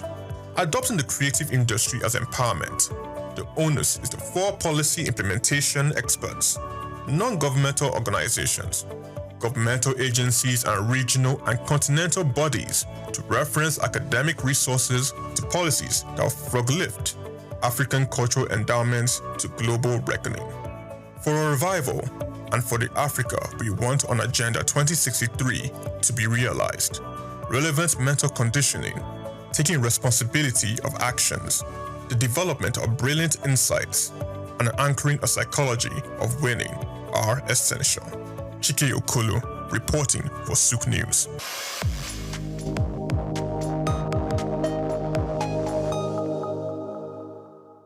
Rest isn't laziness, it's your body's reset button. Hello, my name is Emmanuel Olise, and this is SOUQ Health Tips.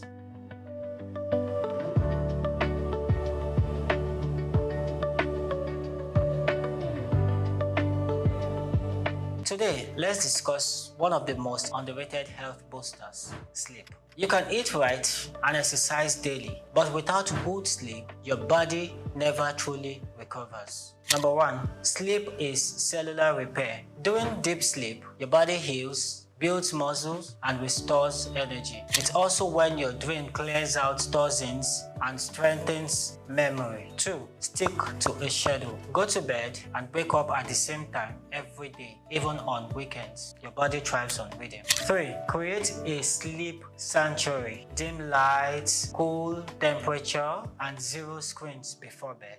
Your bedroom should tell your body it's time to rest. 4, avoid late caffeine and heavy meals. They interfere with deep sleep stages. Opt for herbal tea or light snacks instead. In summary, sleep isn't optional, it's essential medicine. Protect it like you would any prescription. I'm Emmanuel Lise, and this is SOUQ Health Tips. Sleep well, your body's counting on it.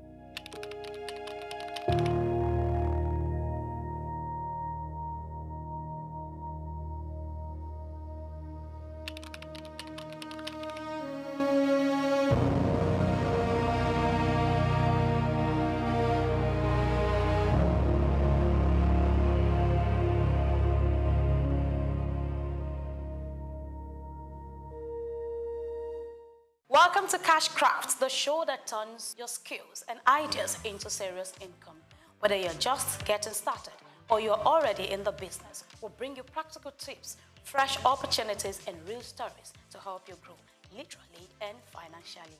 I am Grace Komolafe, and today we are digging into horticulture, a vibrant green world where beauty meets business.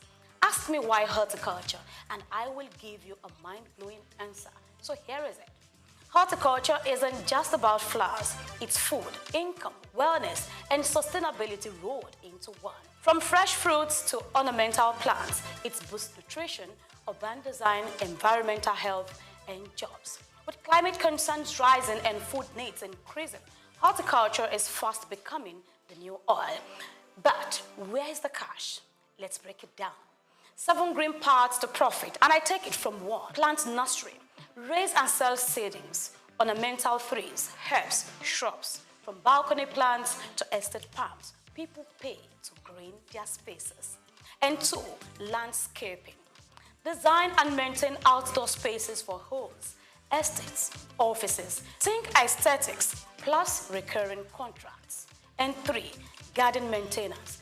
Offer pruning, pest control, soil treatment, and seasonal cleanups. A steady side hustle for trained hands. And we move to 4, horticultural farming. Now, grow fruits, veggies, flowers, or herbs.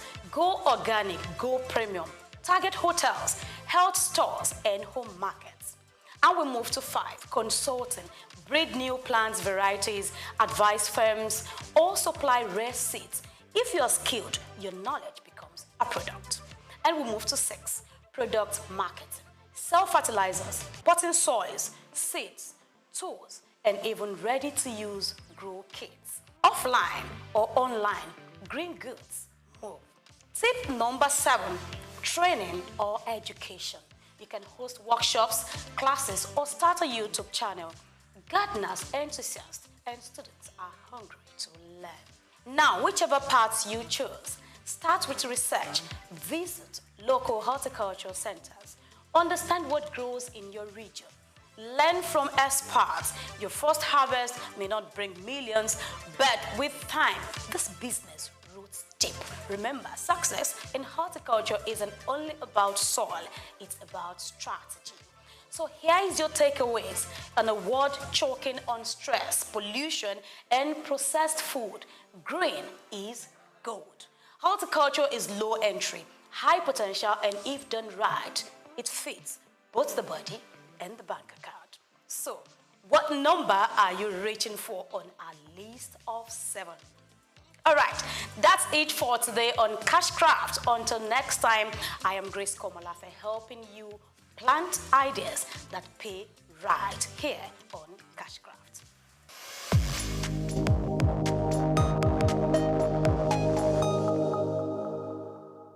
My name is Yinka Babalola. My name is Ijoma Pelokoro. My name is Joshua Hassan. I am Rotarian or Mosunde Lawson. It's Ife Rita Ejeze. My friends call me Ife. My name is Rotarian Lola Dare. I'm inviting you to keep watching SOUQ News. It's the right station to tune to. I like SOUQ News.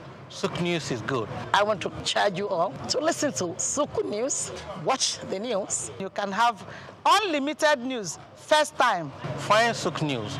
Be with SOUQ News. Never switch off. You are better for it. SOUQ News is the real thing. Listen to their coverage and you'll be glad you did. Turn to your YouTube, turn to your Instagram, turn to all your digital channels and look for SOUQ News. Keep watching. Keep watching. Please, guys, keep watching. SOUQ News.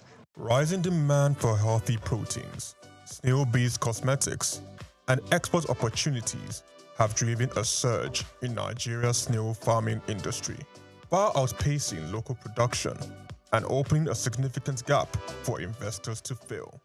Snail farming, or herliculture, is rapidly emerging as a profitable agribusiness in Nigeria, offering sustainable solutions to food security, poverty reduction, and income generation. Rich in protein and essential nutrients, snails are incredibly sought after, fueled by a growing population, a rising interest in healthy diets, and their status as a prized delicacy in Nigerian cuisine. This expanding industry promotes substantial economic opportunities for both farmers and investors. There is a huge and growing demand for snails, which are regarded as a luxury cuisine due to their nutritional benefits. The snail industry in Nigeria is estimated at over 15 billion naira, and the business can be started with little capital. Snail farming is one of the most sustainable and money-spinning agribusiness that many people ignore. For salary earners and investors wanting to increase their income, it's an excellent choice, while it's not time-consuming and highly profitable. Agricultural experts have emphasized the export potential of snails and have urged investors and companies to seize the opportunity, as it was a lucrative venture with strong export prospects due to high global demand. According to them, the market exists, but what is needed was increased production by mobilizing people to invest and scale up production. Snail farming is emerging as one of the most accessible agribusiness opportunities in Nigeria due to its low capital requirement and high profit potential. With an initial investment as modest as 50,000 to 100,000 naira, the business offers the potential to grow as high as 5 million naira annually. Setting up a small farm is both affordable and straightforward. Basic materials like corrugated sheets, baskets, old tires, or wood are sufficient to construct a functional snail pen. Feeding is also budget-friendly, making the overall startup cost even more appealing. A bag of snail feed is between 10,000 and 16,000 naira per 25 kg, and you can use just 2 bags to feed 50 snails for 3 months. Everything needed for snail feeding has been provided by nature. Nature itself provides most of what snails need to survive, from vegetables to watermelons and even leftover foods. One crucial factor, however, in successful snail farming is choosing the right species. Agricultural experts recommended going for the giant African land snails, which come in 3 main species. Aricantina marigata lays between 6 and 14 eggs up to 4 times a year. Achatina achatina produces 80 to 350 eggs per clutch and lays 1 to 3 times annually. And the most profitable among them all, Achatina fuka, can lay between 100 and 400 eggs, as many as 6 times a year. Despite Achatina fuka's prolific breeding, experts tend to favor Achatina marigata, as it is considered the largest land snail in the world, and its size and market appeal make it a favorite among both farmers and consumers. According to experts, Achatina achatina also remains a strong choice, particularly due to its adaptability to the African climate. The global snail market reached $647.4 million in 2024 and is projected to grow from $706.7 million in 2025 to $1.4 billion by 2034, according to Global Market Insight, a market intelligence platform. France leads global production with over 300,000 tons annually, followed by Italy and Spain producing 20,000 and 15,000 tons respectively. solidifying Europe's dominance in the snail farming industry. Chiki Okolo, SOUQ News TV.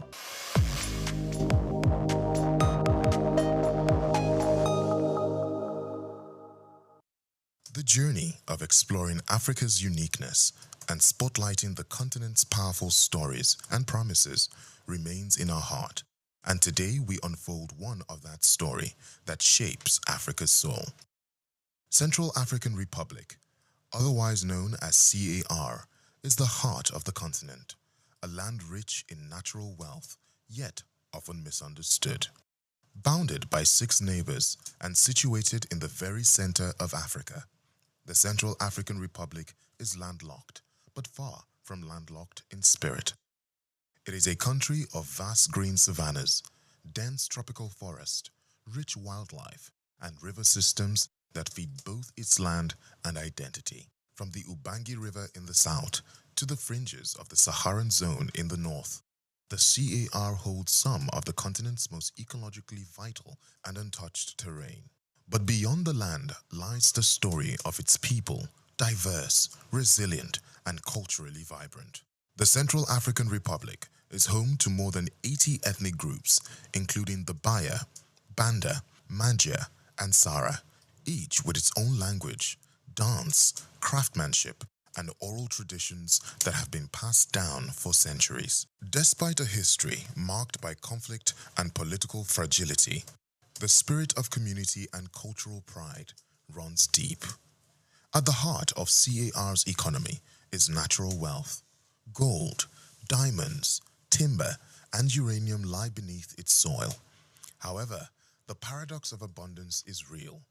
These riches have not always translated into broad-based development. Yet, across towns like Bangui, Bosangoa, and Braya, local farmers, traders, and artisans continue to drive informal economies, even as international organizations work alongside the government to rebuild systems and structures.